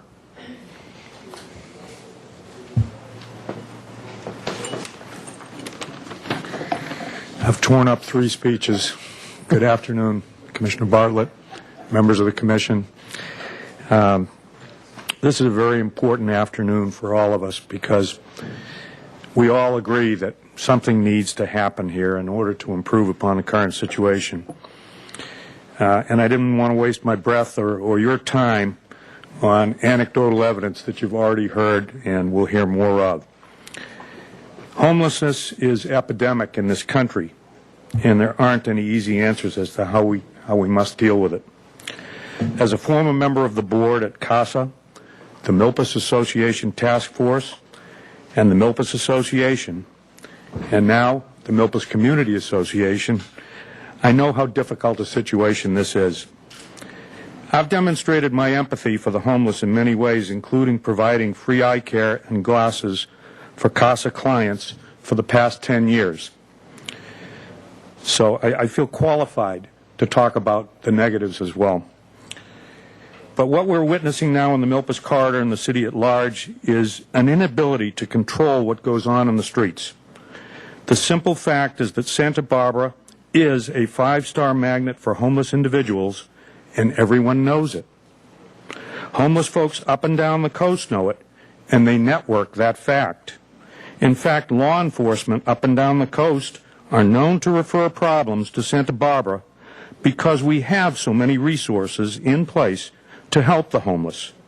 And I can prove this referral process. Mike Foley and his team struggle to deal with what I call more than our fair share of the homeless population in the state or in the region. And I have to give them a lot of credit for what they do. However, when their clients walk out the door and into the neighborhood, and by the way, don't draw a line at Cacique Street, because Father Marin that was just here can tell you about problems that are occurring up at Nopal that cause him to have to lock his church. Imagine, a place that's supposed to be a sanctuary for people to come and meditate and think about life, and he has to keep the church locked on a daily basis. But when Mike's clients walk out the door, it's totally out of his control. You've heard enough anecdotal evidence to know that the presence of CASA in the Milpas corridor is at least partially responsible for what must be called what it is. It's a crime wave. I'm here to say that it is the absolute responsibility of the city to provide a level of public safety that is commensurate with the problem. That means more cops on the beat and a much greater effort to enforce existing laws. Lastly, since it is this body that is responsible for oversight of the CUP that CASA operates under, I go along with the opinion that there is a clear and present need for City Council to review the CUP and consider meaningful changes that might help to mitigate some of the problems that result from having CASA in the neighborhood. And I thank you for giving me this opportunity. Thank you very much. Tim Werner will be followed by Paul Gifford. Good afternoon, Commissioners. I want to keep this short. I know there's a lot of speakers. Essentially, I'm a past resident of the East Beach area and an owner in the Milpas area. And I would strongly urge the board or the commission to reopen the CUP. We have a business that has impacts that are devastating to our community, local as well as all of Santa Barbara. This needs to be restudied. We need to take care of our homeless problems, but we need to correct the problems and how they are being managed now so that people can get help, but we're not a magnet taking on all of the United States' problems. Thank you. Thank you very much, and thanks for being brief. Paul Gifford to be followed by Rose Aldana.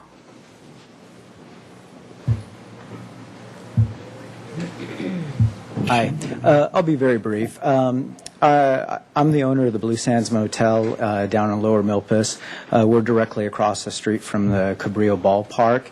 And my biggest concern is the effect on our business and other lodging businesses within Santa Barbara. It's a big industry in Santa Barbara, and we're kind of on the forefront of that.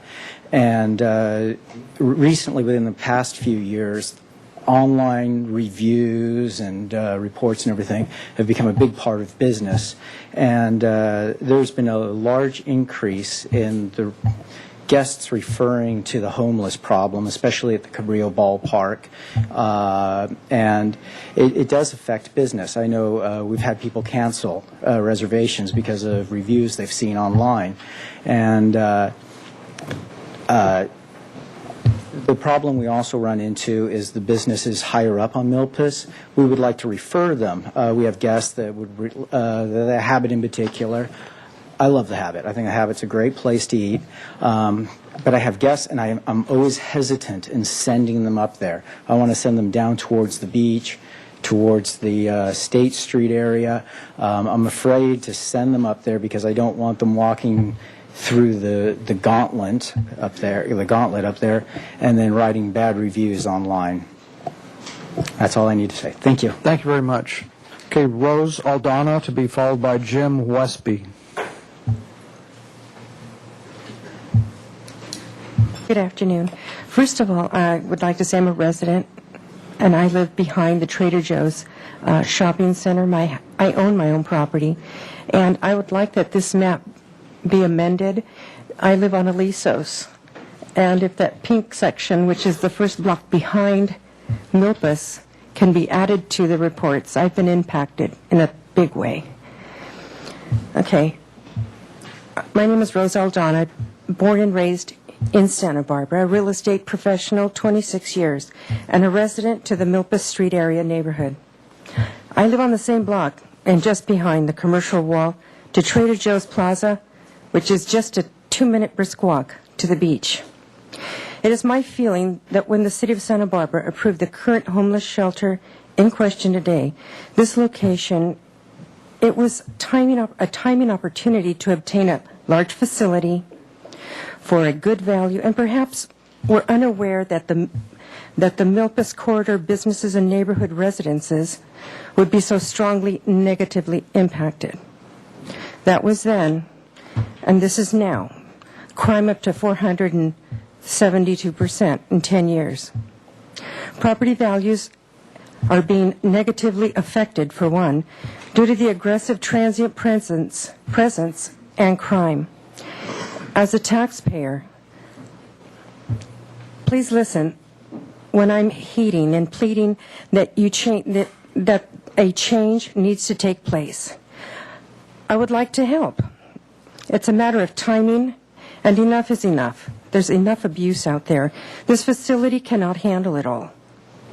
Many attracted to the facility are on the street causing abusive crime to the property owners, customers, and businesses. There must be more consideration and respect to our area neighborhood, for no one should have to endure this type of abuse. We are of all cultures. Just on my block, my neighbors feel the same as I do. Okay? My family has owned the property since 1965, before Casa Esperanza. I've lived there since 2004. And I've been appalled. My neighbors have been appalled. And we have had to put up with dealing with transient abuses. I have witnessed them sleeping on the grass curbside, drinking, congregating, yelling, fighting, trespassing, jumping over into my backyard. I've installed wire fencing beyond the height of the wall, and so has my neighbor. Stealing fruit from my trees, thefts, my neighbor's gardening equipment stolen, $2,500. You need to wrap up, please. There's others waiting. I ask that you please make a change, and I'd like to be there to make a change. God willing. Thank you. Thank you. Okay, Jim Westby to be followed by Victor Everone. Good afternoon, Planning Commissioners. I will be brief. My name is Jim Westby, and I'm speaking to you today as a customer, a patron of the Milpas Street businesses. And I got to be honest with you, we just don't feel safe shopping there, where we're constantly harassed by people looking for handouts. We have a serious public safety issue. And quite frankly, we're taking our business someplace else. We're not shopping on Milpas. And this must have a fairly significant impact on the Milpas businesses and the Milpas neighborhood. And it's a shame, because that's a great place to shop. I see the city as the responsible party for creating this huge public safety issue. And it's up to you, the city, to fix it. You know, we've given Mike Foley and the shelter an impossible task. We got to recognize that. We can't expect him to fix this. So I ask you to take a look at the CUP and do whatever else you think is necessary to fix this problem, so we have a very safe place for all of us to live, work, shop, and visit. Thank you. Thank you very much. Victor Everone to be followed by Leah Suzuki, please.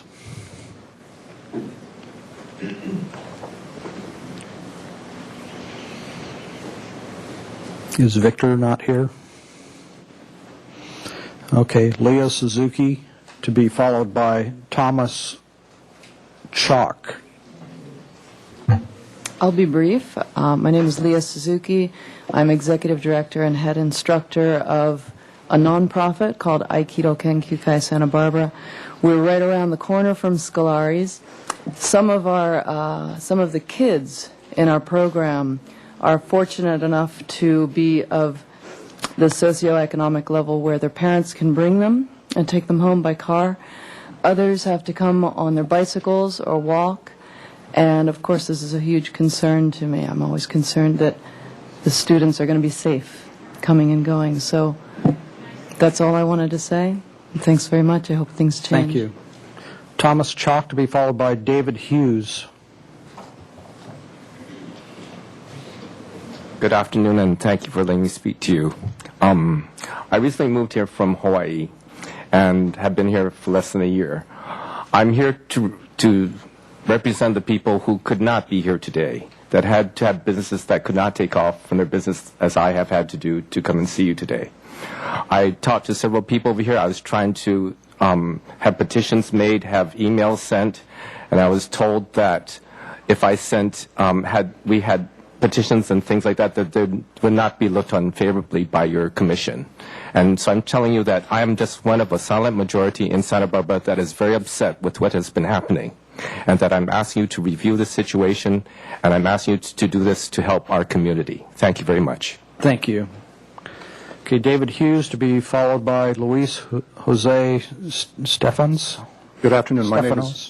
David Hughes. I'd like to speak just about the unsheltered lunch program. For more than 5 years, as part of a church outreach, I have worked there and helped serve meals and talk to people who come through the line. And what I want to indicate first is, especially in the last couple of years, there's a tremendous number of people coming there for a lunch who are parents and children, veterans, even some businessmen who I used to shop at who've lost their jobs or lost their businesses, workers who are unemployed. So there's many people who are getting lunches there who are not just homeless, but they're people and residents and friends and people you may know who are in the transitional housing phase. Now, having said that, I respect the comments of the members of the Milpas Corridor and Association. And I think someone wisely said about a half an hour ago, the lunch issue there at Casa Esperanza should not be a Milpas-only problem. It should not be just up to Casa to be providing lunches and meals throughout the community. This is a community-wide program, and I applaud the efforts of the mayor for re-energizing this 12-group lunch committee process. We're going to look at the issue. The Milpas area should not bear all the brunt of this, and Casa should not be the only organization or only location where lunch is provided. Thank you. Thank you very much. Luis Jose Stephens, followed by Dave Peterson.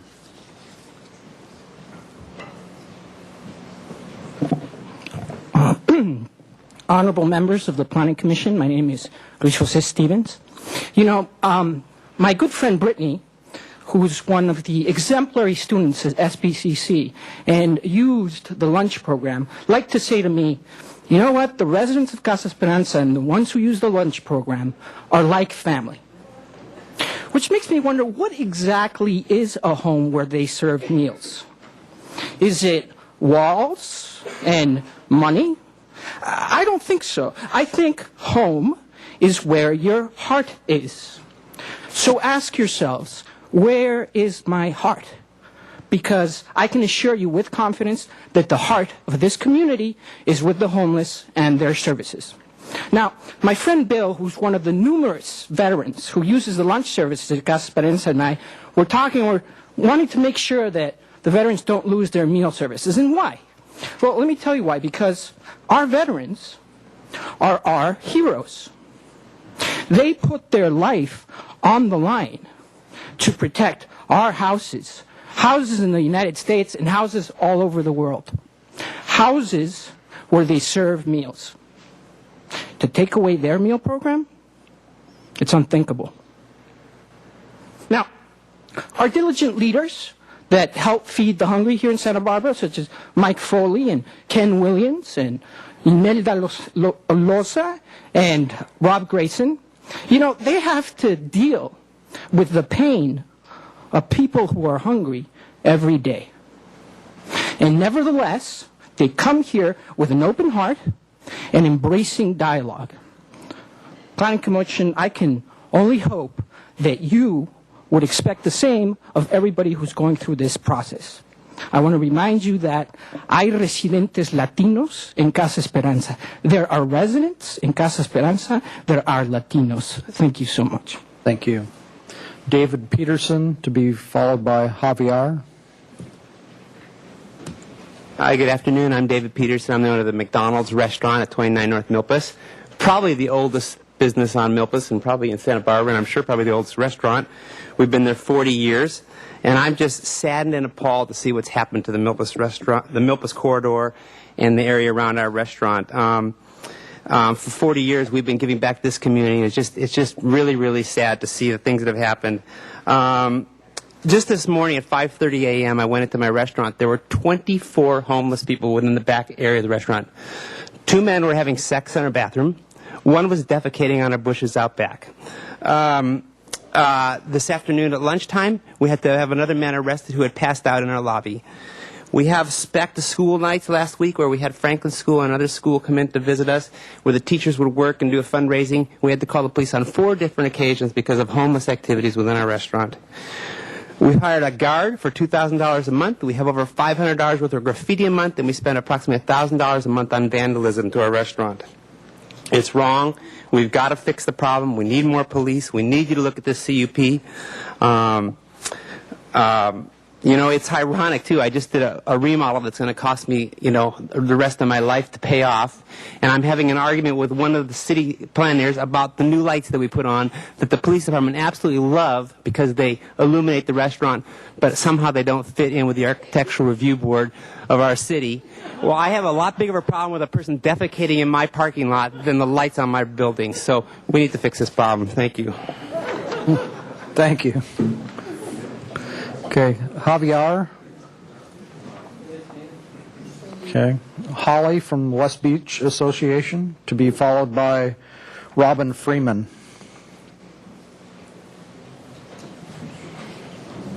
Okay. My name is Holly Walters, and my husband and I own property in West Beach. We have 2 vacation rentals, and actually I too am very hesitant to direct my customers to the Milpas area. And actually the problem does spill over into our neighborhood as well. We have had people trespass on a regular basis, which is really hard to explain to, you know, Harriet from Wichita who's visiting Santa Barbara for, you know, a week. That they go to their car in our back parking lot and they find homeless people digging through our trash, despite the fact that we have the no trespassing signs. It's really, you know, as a member of the tourism industry, it's really disheartening to see how exponential this problem has become. And it's hard to answer the questions of people, and it's also hard to, you know, get the emails and the letters saying, I love your place, but I am never coming back to Santa Barbara. This homeless situation is just out of control, and I'm really uncomfortable, and I don't feel comfortable being asked for, you know, money and walking down State Street, walking at the beach. Anyway, thank you for your time. Thank you. Robin Freeman, to be followed by Chuck Rose.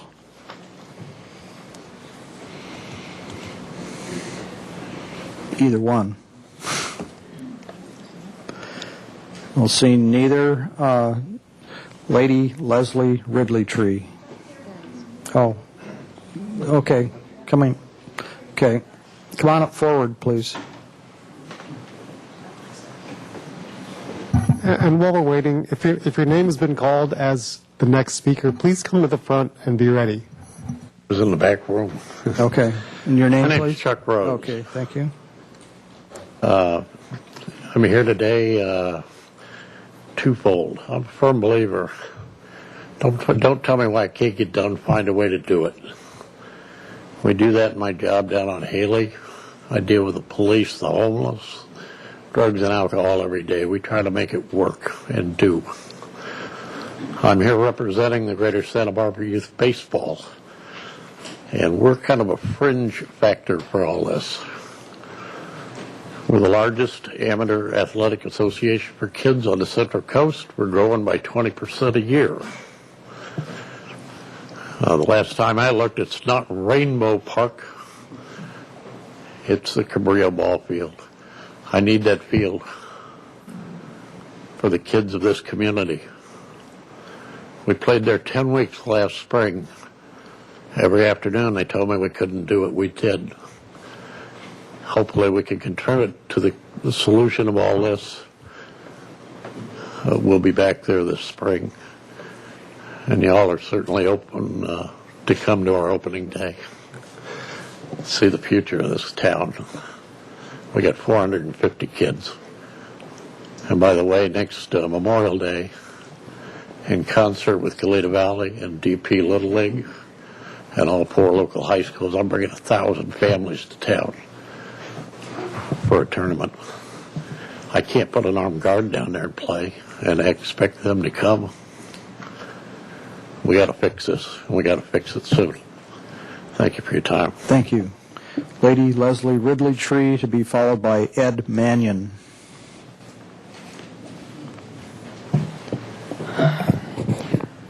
I'm Leslie Ridley Tree, and I've been involved with Casa Esperanza for about 15 years, starting with the kitchen and then being on the board, as I've been involved with many things in Santa Barbara. Certainly there's a lot of problems with the homeless, but they don't all start and end with Casa Esperanza. Casa Esperanza has a wonderful melodious name, not as probably more attractive than Salvation Army and Rescue Mission and Yanaloli Street. It's easy to say Casa is a lot of problems. Homeless is a lot of problems. Homeless is all around the world. No matter where you go, there's homeless. And if the pundits are right, there'll be a lot more homeless next year. And what will we do with them? You can visit the CUP, but what are we going to do with them? Are we going to have more feeding programs? Are you going to close down the feeding program at CASA? We've gone so far. We've worked so hard. Closing CASA's feeding program isn't going to change anything. It's going to throw more people on the streets. I'm a patron of almost every store on Milpas Street, from Tri-County all the way up to the cleaning of the cars to pumping gasoline. There isn't any store on Milpas Street that I don't go to. I have no fear of walking the street on Milpas. I don't do it at midnight, but I do walk the street in Milpas. I buy wherever I need to. Certainly, that CASA needs to look and to learn and to work with the people on Milpas Street. But why aren't we also on the board with the group on Milpas Street? We have to work together, and we're willing to. We need to cooperate. We can't do it alone. We need more police, but there aren't necessarily more police to be had. Everybody is doing as much as they can.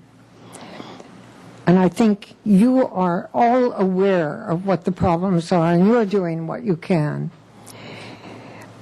To close down CASA or to squash it like it was an ugly bug isn't going to help anything. We need more guidance, perhaps, but we need to work together. And that's all that I would ask. Thank you. Thank you so much. Ed Mannion, to be followed by Mark Assman. I'm going to keep it real brief, thanks. I happen to agree with everything that's been said. I think you really should put the CUP up for some study in the future. And I want to ask a question of Mr. Foley, since I've got him here. I'd like to know how I get into the $80,000 panhandling league. I'd like to panhandle. That way I could really make Santa Barbara beautiful and get the heck out of town. Okay. Thank you for being brief. Mark Assman, to be followed by Marshall Rose. Thank you, Chair Bartlett and Commissioners. I am the pastor at Trinity Episcopal Church in downtown Santa Barbara and a founding member of Casa Esperanza. Before your meeting this afternoon, I was part of an interfaith prayer vigil of Jews, Catholics, Protestants, Unitarian, and others. And some of us are here this afternoon, and unfortunately many have had to return to work. Many of the members of our faith community have been tireless volunteers working with the homeless and the hungry, both at Community Kitchen and Casa Esperanza over the years. All of our faith traditions have and share a common vision. We are called to care for everyone in our community, and most especially those who are most at risk and most vulnerable. The idea that during the most difficult economic recession our nation has seen since the Depression, that Casa Esperanza would be pressured to reduce any of its life-saving and life-changing services, from feeding the hungry, to sheltering members of our community who are homeless, to helping our guests find jobs and housing, to connecting them with vital medical and health services, is beyond me. The vast majority of our guests each day are good, decent, and kind people. I was there just yesterday, and as I walked through the courtyard and the main room of Casa Esperanza, people were sitting and reading. Some were talking with friends, and others were napping.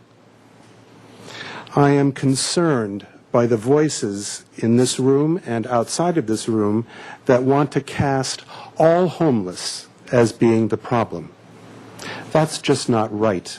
Scapegoating any group of individuals is never the solution, and it is not something that I believe this community wants to be proud of. We also know that serving some in our homeless community can be filled with challenges. However, I believe the more important challenge for our city is how we all come together to solve these challenges. Let us not pit safety against compassion and justice. Let us come together as a community to try and bring both of these values to resolve the problems and challenges for all who live in Santa Barbara. Any reasonable review of the over 10 years of work of Casa Esperanza will show you and the city that we have always wanted to work with everyone who wants to be a part of the solution, and I can assure you that that will be the case in the future now. Thank you. Thank you very much. Marshall Rose will be followed by Roger Durling. Both left? Okay. All right. Jeff Green to be followed by Nancy Kapp.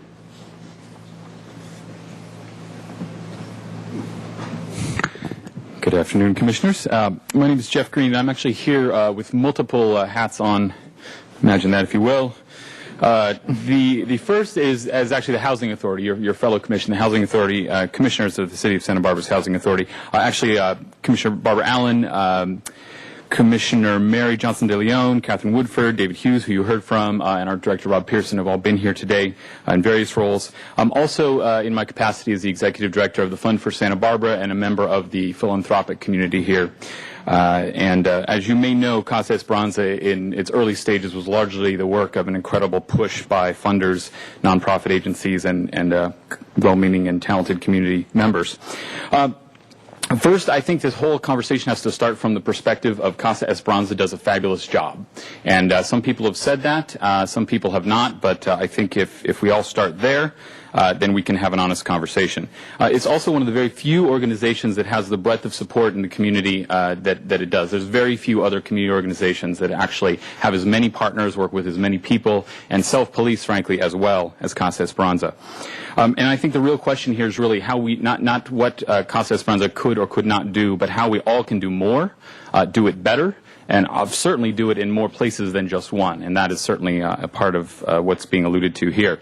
The CASA leadership has stated from the beginning that they are part of, want to be part of, and are willing to be part of any conversation about any solution.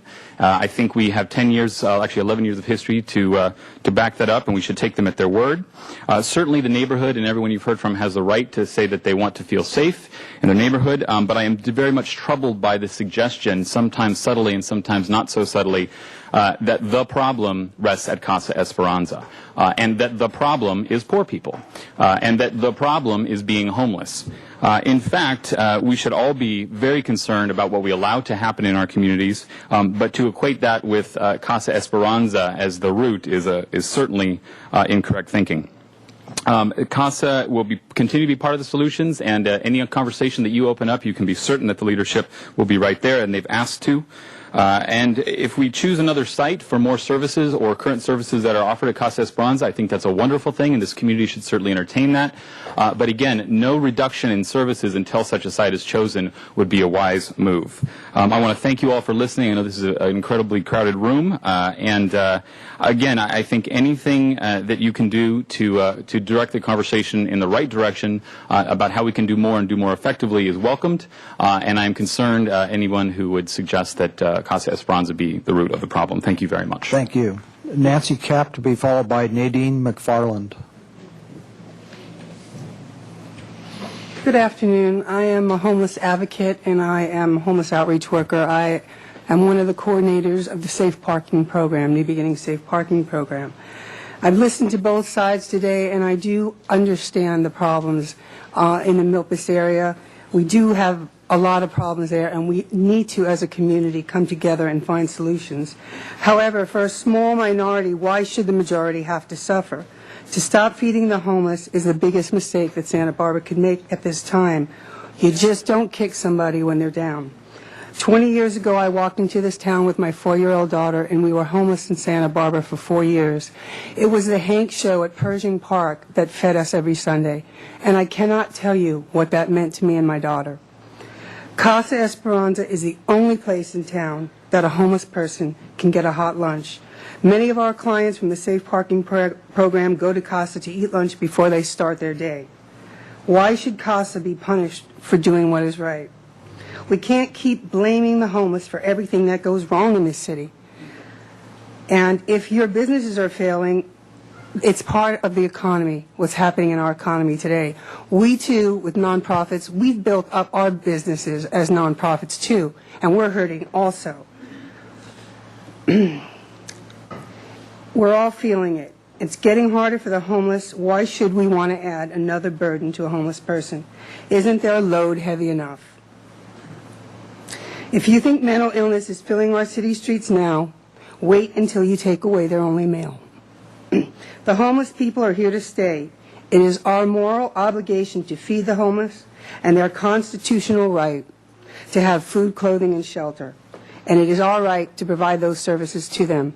And I agree with Ms. Ridley Tree. We need to come together as a community to find solutions. Together we will stand, and divided we will fall. Thank you. Thank you very much. Nadine McFarland, to be followed by Dave Hopkins. My name is Nadine McFarland.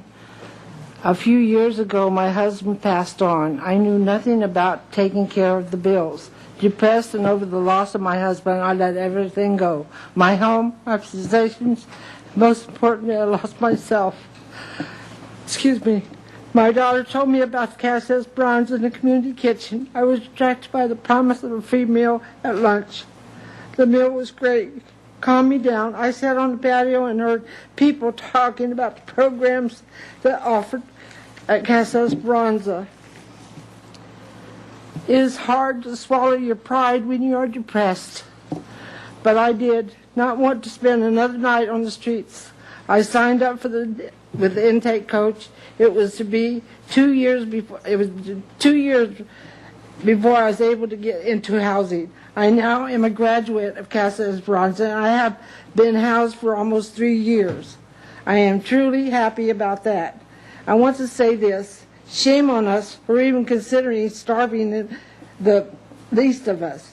How is that going to help if it wasn't for Casa Esperanza and its community kitchen? I would not have been able to reach out for help. Thank God for them. Depression, I do not know. Depression, I do not know. That anymore. Thank you for your time. Thank you so much. Dave Hopkins, to be followed by Heather Shepard.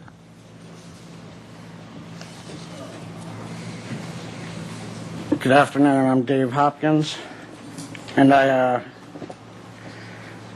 11 years ago I fought against the shelter opening up. I was homeless.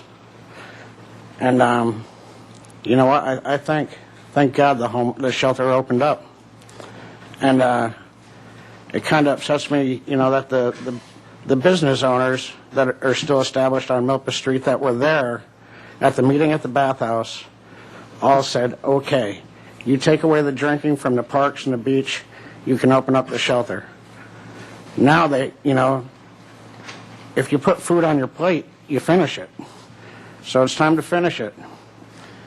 And, you know, for the panhandling, why give the panhandler tickets? Why arrest them? Give the person that's giving the money a ticket. You'll stop the panhandling. And that will,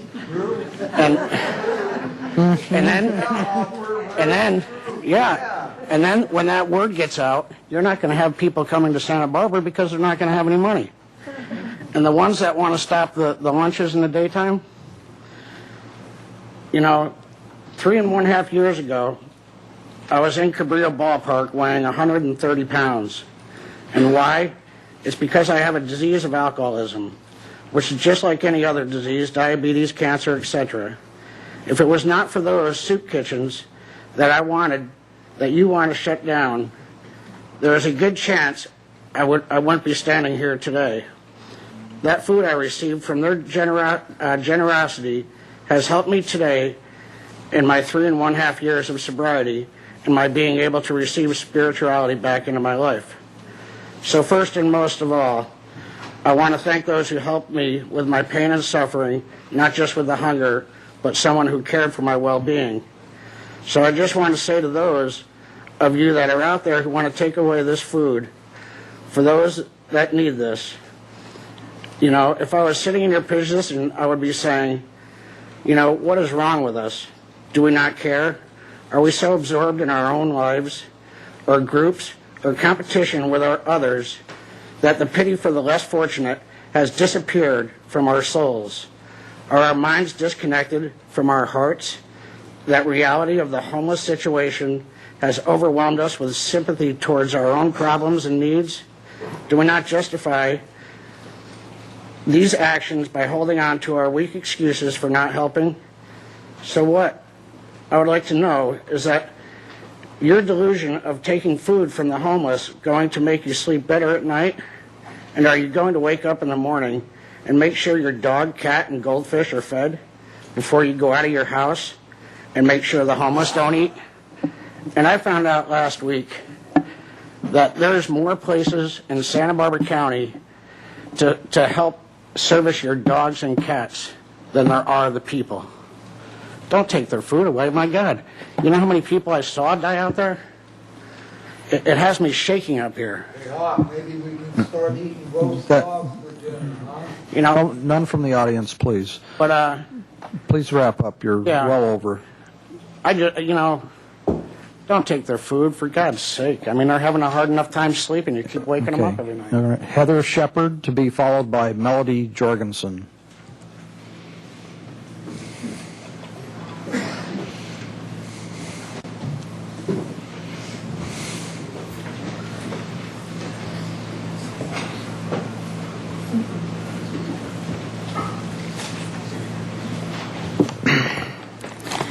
My name is Heather Shepard. Good afternoon. I believe that the issues of the concern involve all of us, whether you're a business owner, homeowner, renter, tenant, homeless in a shelter, just homeless with no bed, or living in an RV like myself. This community is all of ours. Those of us that sadly some view as freeloaders all have a story, each filled with personal tragedies, economic issues and losses, or severe medical needs. I myself am terminally ill. We simply cannot be lumped together as one class of people, nor is it fair to assume the small percentage of those behaving in illegal activities and in uncivil behavior or defecating in our public areas are even a part of or a result of a free lunch program. It's just as filthy to those of us as it is to those of you. Casa Lunch program has fed my husband and I so many times where that may have been the only meal we had for the entire day. The Hank Show at Pershing Park has fed us when we were hungry, as well as provided spiritual uplifting, and what impresses me the most is that it's the homeless who voluntarily set up and clean up those areas. These issues are serious and in all parts of the city. Public defecation and drug abuse is citywide, and not just in one area, and not just by homeless people. I do not condone, nor do any of the homeless people I know condone this behavior. We are just as concerned, if not more fearful of these issues, because sadly we are sometimes not given the same respect as others. I never imagined in a million years I would be on this end. And I hope that someday some of you would never have to wake up and walk in my shoes. Thank you very much for your time. Thank you very much. Melody Jorgensen, to be followed by Nancy McCready. Good afternoon, every one of you. My name is Melody Jorgensen. I'm speaking on behalf of myself and other people who could not make it here today. I am on a low-income resident of Santa Barbara. It is very important for me to eat at the community kitchen lunch program because it helps me make through the month. I do not know how or where I would do if it was not there. One thing I like to thank Mr. Figueroa's whole staff. They have done so much. And we invited our volunteers from every church here. We like to thank them too. They come here to feed the homeless. They could do some other things and other things they would like to. They're here to take out their time. Thank you. Nancy McCready, followed by Dr. Donald Zeal. Hi. Perhaps if Santa Barbara rounded up everyone who earned a certain amount, who is disabled, old, poor, homeless, or just plain unsightly, and herded them into a room. Oh, wait.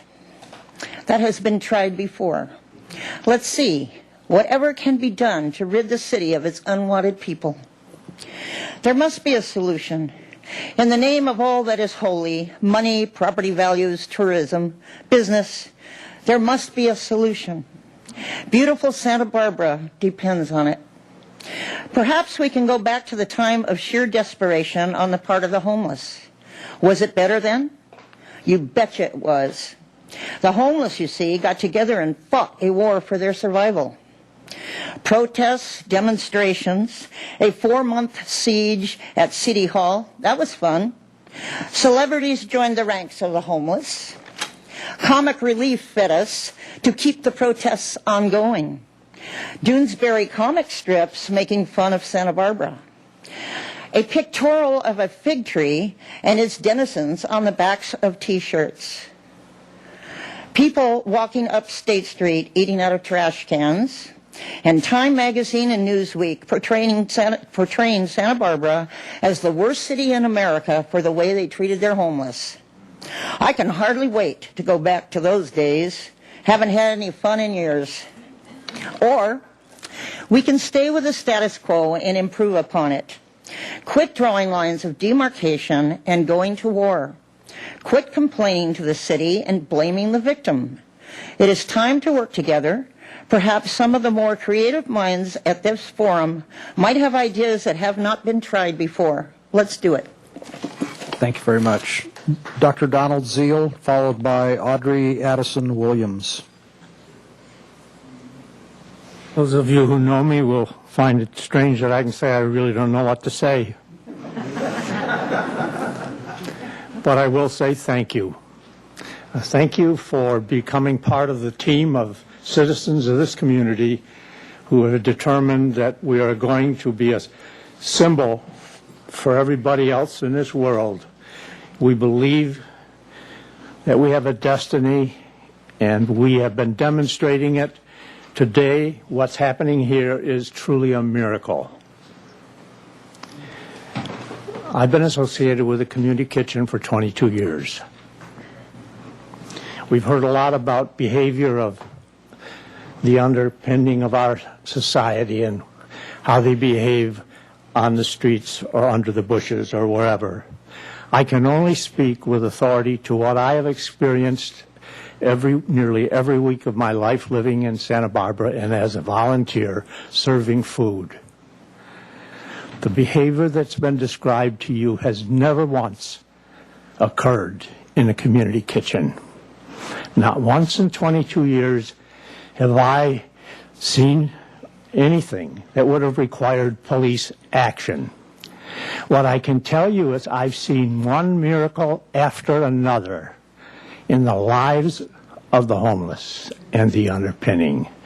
I've seen them decide that all people with crutches and wheelchairs go to the front of the line. I've seen them when we were handing out tickets in a way to try to have people who've been waiting for hours to get into some kind of a sequence to visit our kitchen when we were at Catholic Charities, we were not having any success, and all of a sudden the homeless took it over themselves, and from that moment on there was never a time we had a problem with the lineup. The women and the children always came first. So I thank you for becoming part of what is an issue not only in Santa Barbara, but you can be, by your wisdom and your actions, part of the miracle. And thank you very much. Thank you. Audrey Addison Williams, followed by John Michael. To the Planning Commission and to everyone who spoke today, I do believe that this is a great day in Santa Barbara. I do believe that it's a beginning and a reason for us to hope.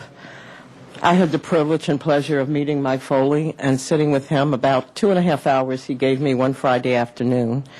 And every once in a while in life, we meet someone that we know is a person who stands way above the crowd when it comes to innovation, to wisdom, and it comes from a place of heart. And I do believe with all of my heart that Mike Foley is one of those people. I do not believe that anyone else could have done the job that he has done with what he has to work with. Having said that, I'd like to say that I have been homeless in Santa Barbara since February. I am also diagnosed as PTSD. I have suffered with chronic depression for years. Through nutrition and proper nutrition and diet and exercise, I have managed to get off of all the pain medication. Last night I counted, at one point I was on 9 different prescription pain medications. And so I stand here feeling a burden, to be real honest. As a homeless person, I have walked the streets day and night in Santa Barbara and have become family to some of the people who are homeless. I also resonate on a very deep level with my new family from the Milpas Association. I have been a business owner. I have owned many businesses, private and nonprofit, and so I feel the burden of both sides. I believe that this person here who started off says it for me when she says we need new creative approaches and ideas. What I would like to ask of this commission, Mike, and everyone here, is to consider the fact that we, the people who are homeless, have solutions to our problems, that the first place to start when wondering how to help us is to ask us.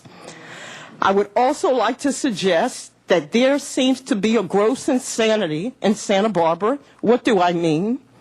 With all of the passion here to help the homeless, I do not understand why the police tows RVs of people who they know are homeless time after time again. Each time it's towed, it's $160 that they must pay the city to get it out. Then they must go to the tow yard and pay $400 to get it out, and you wonder why people are angry and committing crimes. Sunday, I was over in the Milpas area. Long before I met the Milpas Association, I walked that area, and so I know what they're saying is true. They are not lying. They are not exaggerating. They are telling the truth. Sunday, I was out in that area, and I observed a black man in the parking lot of the gas station on the corner. I observed him going from person to person and car to car. He didn't seem to be frightening, but clearly he was aggravating people. I waited until he came to me and I asked him what the problem was.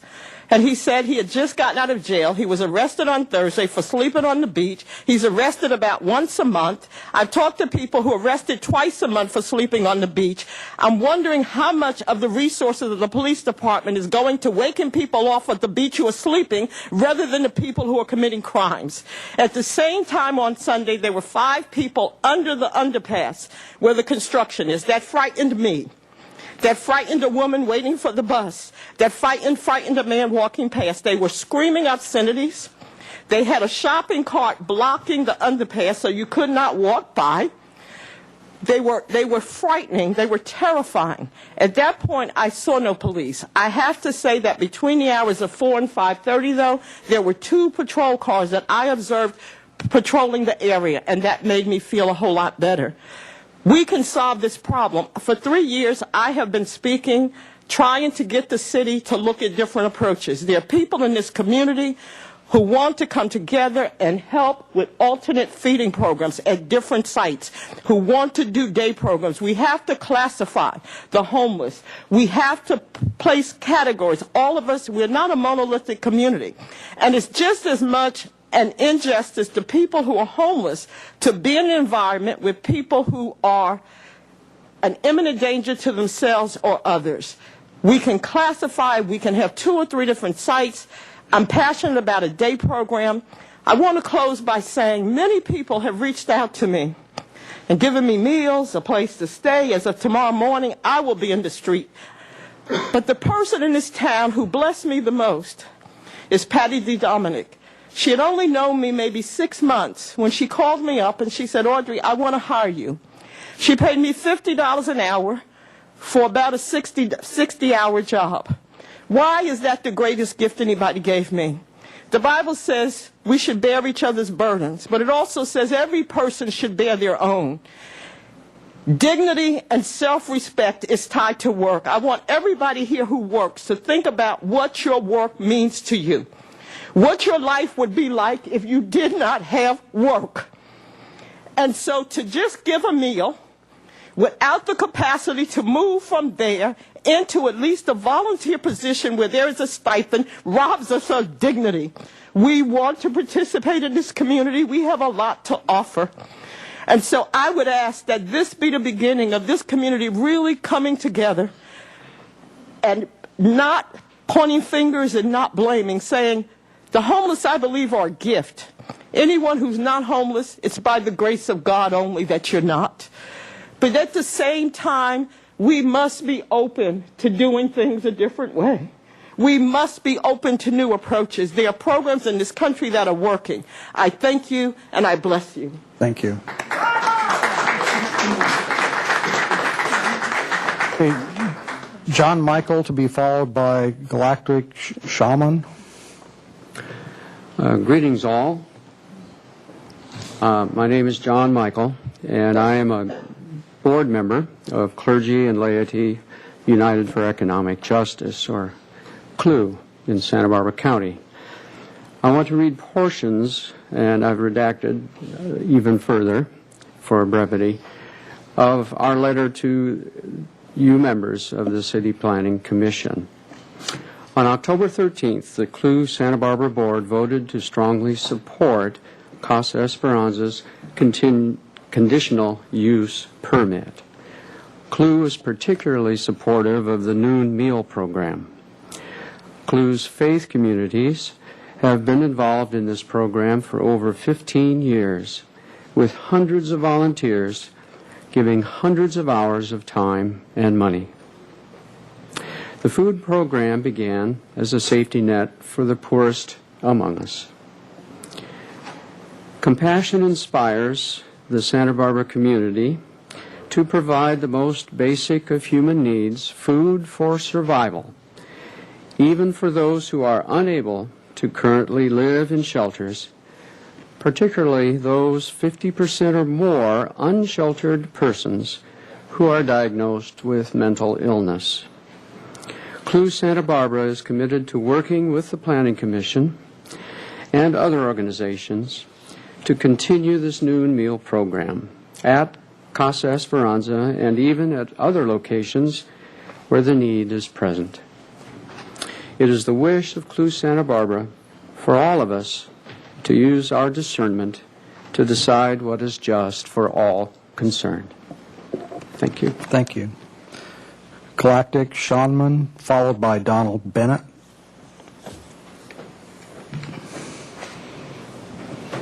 Okay, Donald, to be followed by Roger Thompson.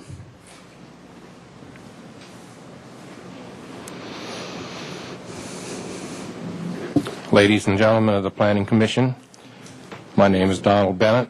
I coordinate the volunteer team from First Presbyterian Church that serves lunch at the community kitchen every Friday. First Presbyterian has been a partner in the feeding of homeless and underprivileged persons in our community since a soup kitchen began at Trinity Episcopal Church in the 80s, where I'm told they just handed a sandwich out of a little hole in the wall. As a member of the faith community in Santa Barbara, I feel compelled to follow God's command to take care of the poor, the homeless, and others who need help to survive. Serving a hot and well-rounded meal to those in need is one way to show God's love. If the kitchen was to close, what would these 200 people do? No doubt some would join those already out there in the panhandling. Others would try to scrape and save more money so that they'd have some money for food. Some would no doubt die of starvation and disease. Community Kitchen is a very well-run organization. The food is tasty and nutritious. The operation is well organized, using hundreds of volunteers, and the clients are greeted with a smile and words of encouragement. The facility is well equipped to process food and prepare food to serve large numbers. Community Kitchen is doing its job well. We need to focus on solving the problems in the surrounding area without cutting off the hands that feed it. Thank you. Thank you very much. Roger Thompson, followed by Lorenzo Prieto. My name is Leah Juniper, and I'm the Public Relations Director for Consumer Advocacy Coalition. I'm speaking on behalf of Roger Thompson. He needed to leave because he had a meeting with the McCune Foundation about homelessness and mental illness. Roger Thompson's statement would be that it is shameful and a blight to have free lunches for the homeless to be cut out, that 9 out of 10 people who are homeless have mental illness. And my statement is that I did not prepare a statement because why would I need to prepare a statement? Just look at the situation. I mean, it is obvious that cutting out lunches for the mental illness is shameful. That's all I have to say. Thank you very much. Thank you. Lorenzo Prieto, to be followed by Maria Daniel.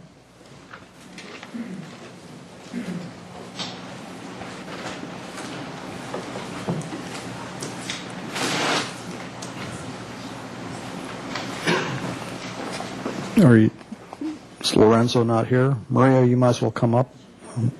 She had to leave. Okay. Are you Maria Daniel? Yes, I am. Okay, great. Good afternoon, to be followed everyone. by Jan Hubble. Okay, go ahead, please. Good afternoon, everyone. I'm sure that a percentage of the people here have not had lunch, so maybe we feel a little bit of the pain that the homeless have every day. I was not scheduled to be here today, but I was just picking up some forms to open up my own business, and I knew that this was happening, and it's a very important cause, so I thought I'd stay here and say what's on my mind, and thank you for giving me that opportunity. My understanding is that the homeless drink to keep in the cold of the night, otherwise they might die during the winter months. It is hard to function and hold a job when you stay awake part of the night to protect yourself from the danger of the night alone, malnourished and unprotected. We are talking about earnings opposed to human life. So far, last year, 59 lives were lost. When you are homeless and jobless, jail sounds nice. Mental institutions sound nice, away from the cold of the winter.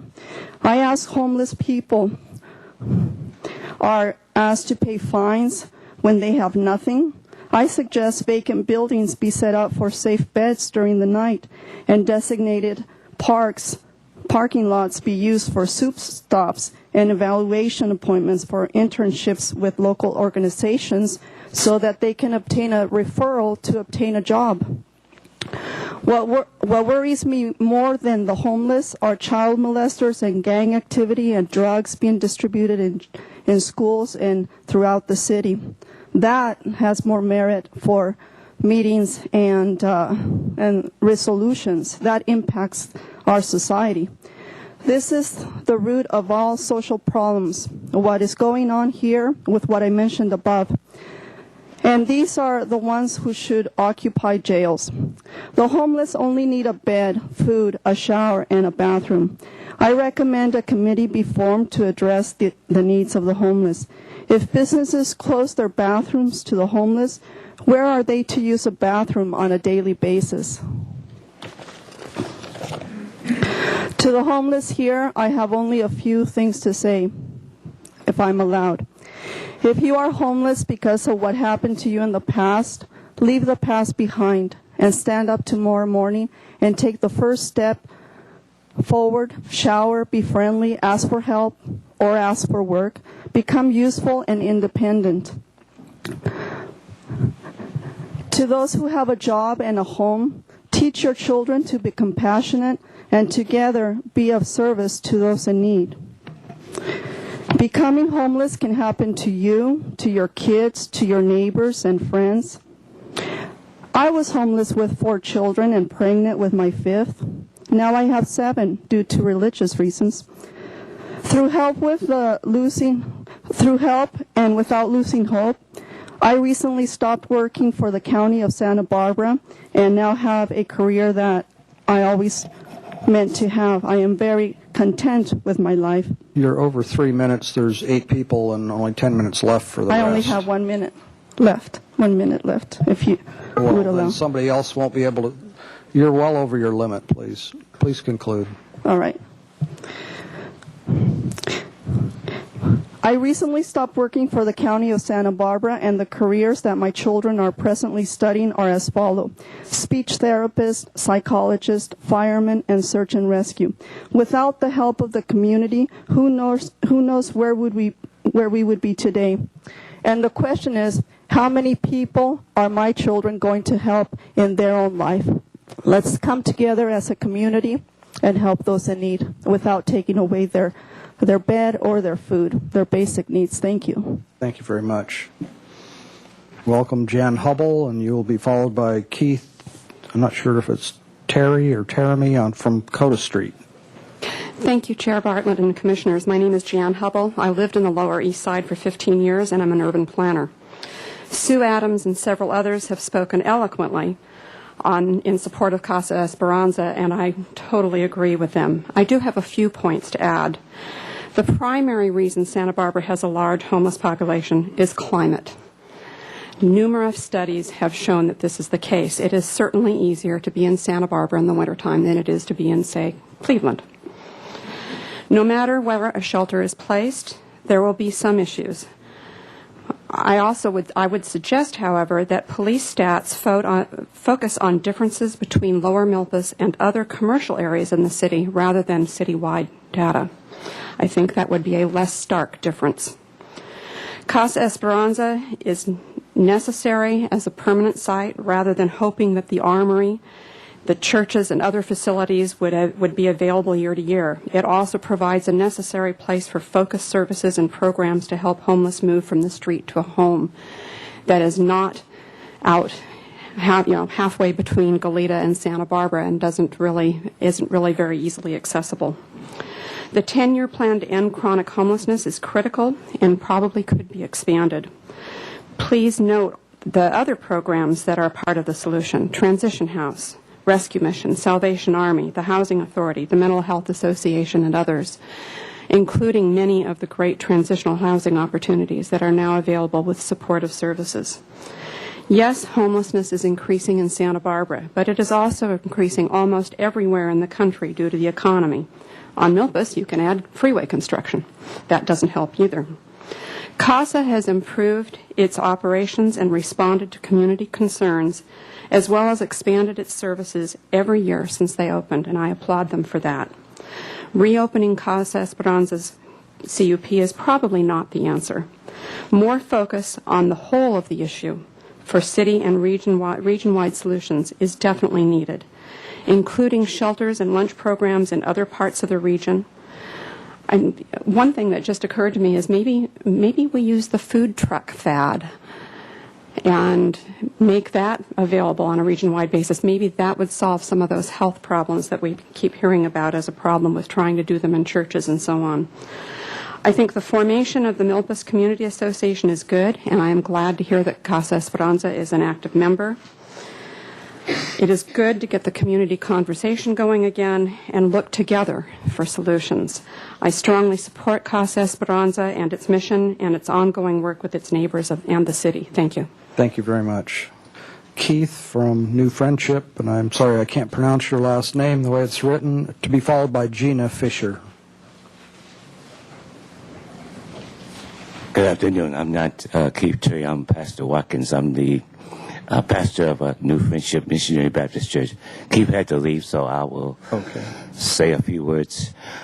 First of all, I want to greet all of you, and secondly, I want to thank Mike Foley for what he's trying to achieve in our local assembly.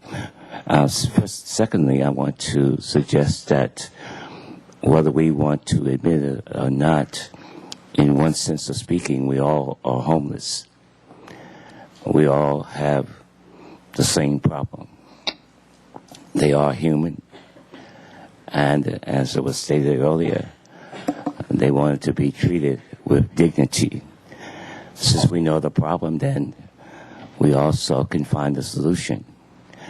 Solution can be simple. As Sister Audrey said, we can give them something to do, education. We can give them team sports. We can give them things to do that would achieve some lifestyle that would be conducive to make them citizens that we could be proud of. Our church is in recovery, and so most of all, we are trying most to not create a problem, but help to solve a problem.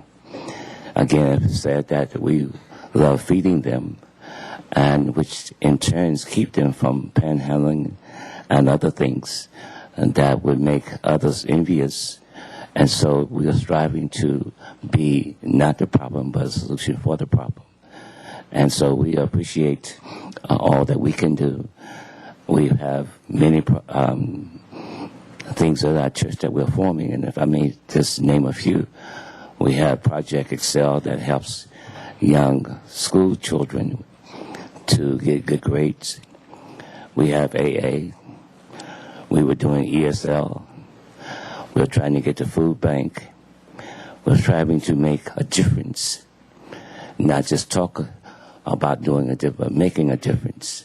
So we're appreciative of your consideration, your help, and if we can do more, I would love to be able to join all the boards, do everything, and be a person who is active, because we do want to know how can we help.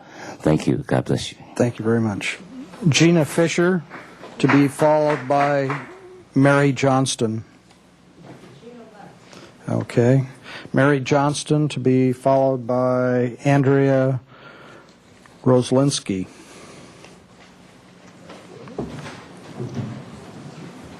Is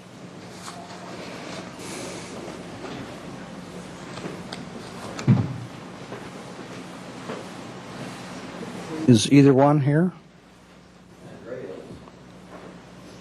Okay. Mickey Flax would be at. Well, which one are you? I've been waiting for somebody to come up.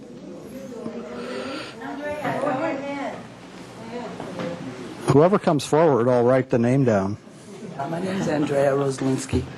Okay, you're Andrea? Okay. Yes.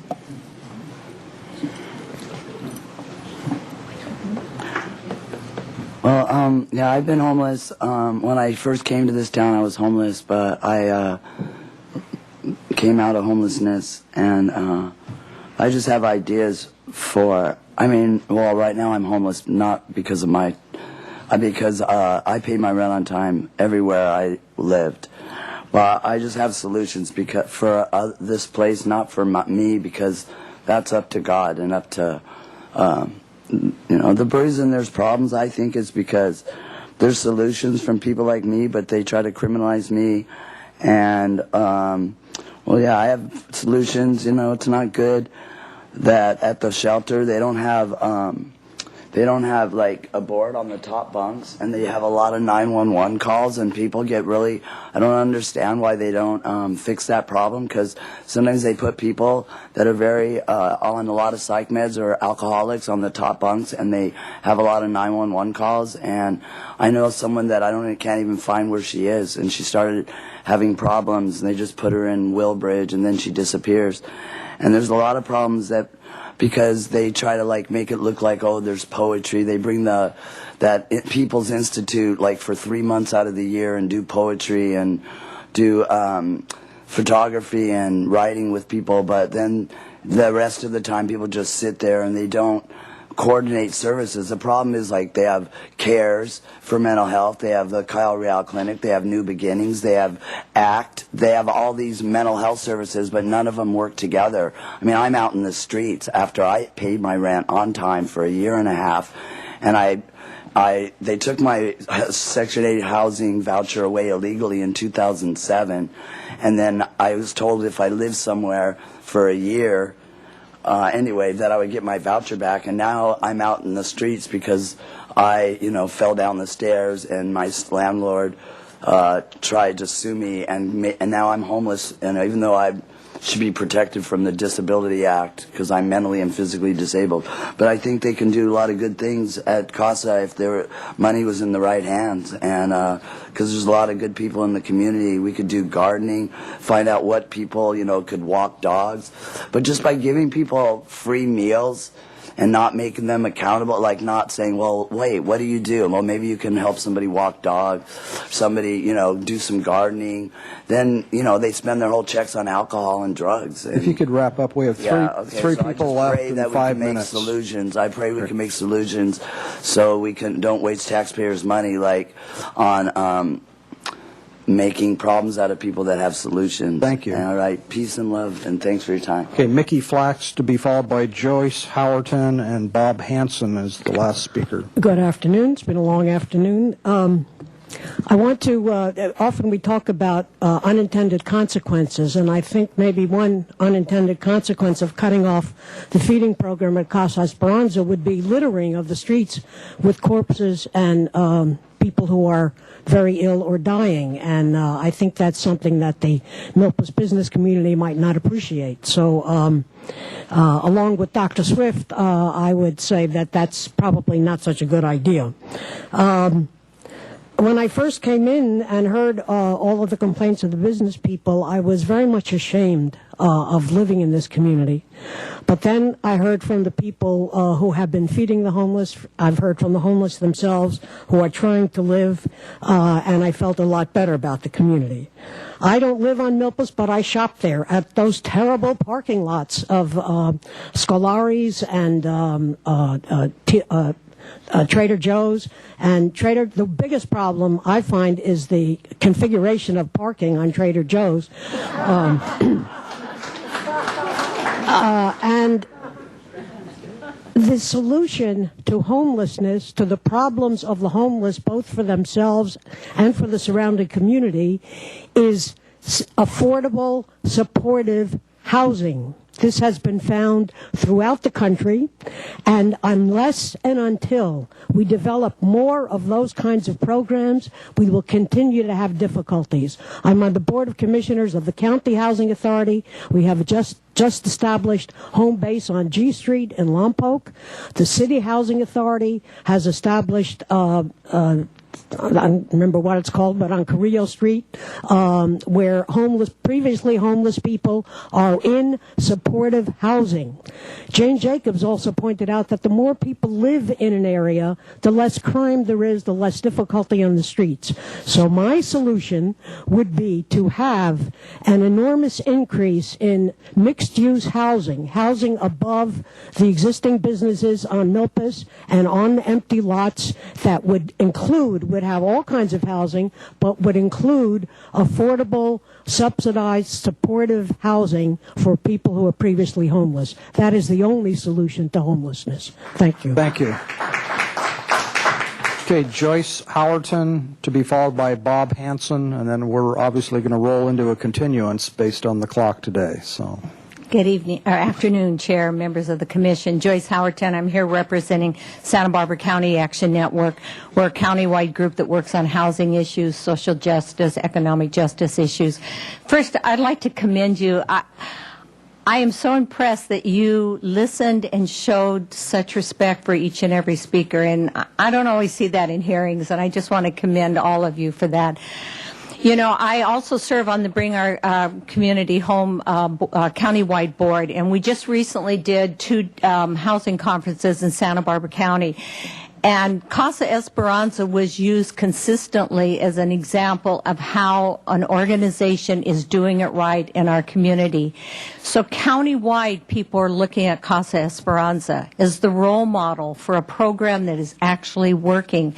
But they're looking not just in Santa Barbara County, but outside of the county. People that came from other areas to the conference talked about how the program was run, how it's working in the community. And I think back the 11 years when this started, I think of the people that were involved then. I look at who's on the board and the staff of Casa Esperanza. I look at who was in this room today, and I would say to you, there are solutions there, and I think you will have no problem finding the solution to the lunch program, whether it stays at Casa Esperanza or as it's moved to other areas. But I would strongly say to you, until you come up with a solution, don't stop it. People need to eat. We cannot live in a society where we don't allow people the few basic dignities, and food is one of them. So again, thank you for your time, and I just want to say that you're very fortunate to have Casa Esperanza in your community. Thank you. Thank you so much. Okay, Bob Hanson is our last speaker, and then we will be crafting a motion for continuance. So please, if you can be brief, we're already behind schedule. Thank you. You want me to be brief? That's why I said it first. Okay. Please, go ahead, Bob. Yeah. You know why a homeless person smells? So blind people will hate them too. There's a lot of hate. We got to hate somebody, right? This is America. I mean, you got all these radio stations now. I mean, this hate Obama, hate this, hate that. So in Santa Barbara, we hate the homeless. Even though we might be part of the shelter or other thing, we still hate them somewhat. I mean, it's just a lot of hate. John Lennon, I think, made a quote one time, there's no problem, only solutions. I think that's what we really need to work on. I've been to some of these CUP meetings, and everyone talks, and it just goes on. John Dixon, you know, sits there really concerned. He'd like to see some solutions. James Magruder, who died of alcoholism, probably had the most open container tickets, said, you know what, we need satellite areas. We need like 20 people here and 20 people there instead of this mass, you know, congregation. You know, if we really ask the cops about what's really happening in our drug situation, you know, open containers, marijuana, but it's crack cocaine. And you know what crack cocaine does? It makes you a little horny. And they go out and they spend $20 and get a girl, and we're going to have AIDS problems. Is this true, officer? Crack problem in this community and all around? You're not going to answer that.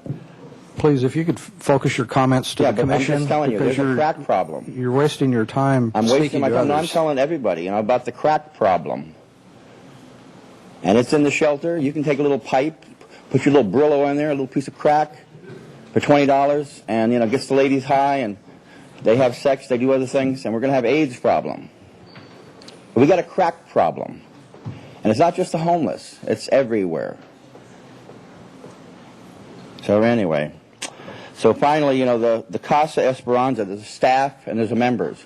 You know, if you're a homeless person, you can't work at the Casa. There's a lot of tension. So, you know, I think we need to look at the Casa and reevaluate how we all are working together, because these are unhoused American citizens, and we treat them like dogs. There's just recently a lady got in an argument at the Casa. She's 86 for 30 days. People get in arguments all the time, you know what I mean? I can deal with Ed Mannon. He yells and screams, but still, I yell and scream sometimes. We all yell and scream. But then we slow down, we get it together. We don't kick someone out for 30 days, and a woman. This is happening at that Casa. So the community kitchen is an entity, but the Casa is an entity. But I think now the Casa has taken over the community kitchen. But still, there's a lot inside that needs to be looked at. And we need the homeless part of it, because we're never going to get it all together unless they're part of the loop. And I told people this before they opened the shelter. Get them in the loop. Get everybody working together. And there aren't bad people. They just, you know, they do things. The restrooms are closed. Okay. And one of the CUP things was, let's have a restroom open 24/7. Mike Foley said, oh, no, they can't come and use the Casa. But at one time, Mike Foley said, let's have the Casa as a permanent recovery center. Let's get another place to feed the people. Let's have a place for the women. We need to start looking at these ideas, because there is a situation down on Milpas. And let's remember, crack cocaine is really out of hand right now. Thank you for being included. Okay, with that, I'll close public comment, and I would be looking for motions from the council, one to continue this item to our meeting of November 4th, and another to continue our administrative agenda to November 4th as well. So move. Do I have a Second. Okay. Discussion? Any further discussion? All those in favor? Aye. Aye. All those opposed? Do we need motions on both? Administrative? I think I would make a second motion that would be regarding the administrative agenda to make sure we've got each part of the agenda continued. So motion 1 was for Okay. this agenda item. Motion 2 to continue the administrative Right. items. Second. Second. All those in favor? Aye. Aye. Opposed? Okay. Motion carries. Mr. Chair? Yes. Will we be having additional public comment at the continuation? No. No. It was just a continue. Okay, with that, the meeting is adjourned. This discussion. It's mayhem already.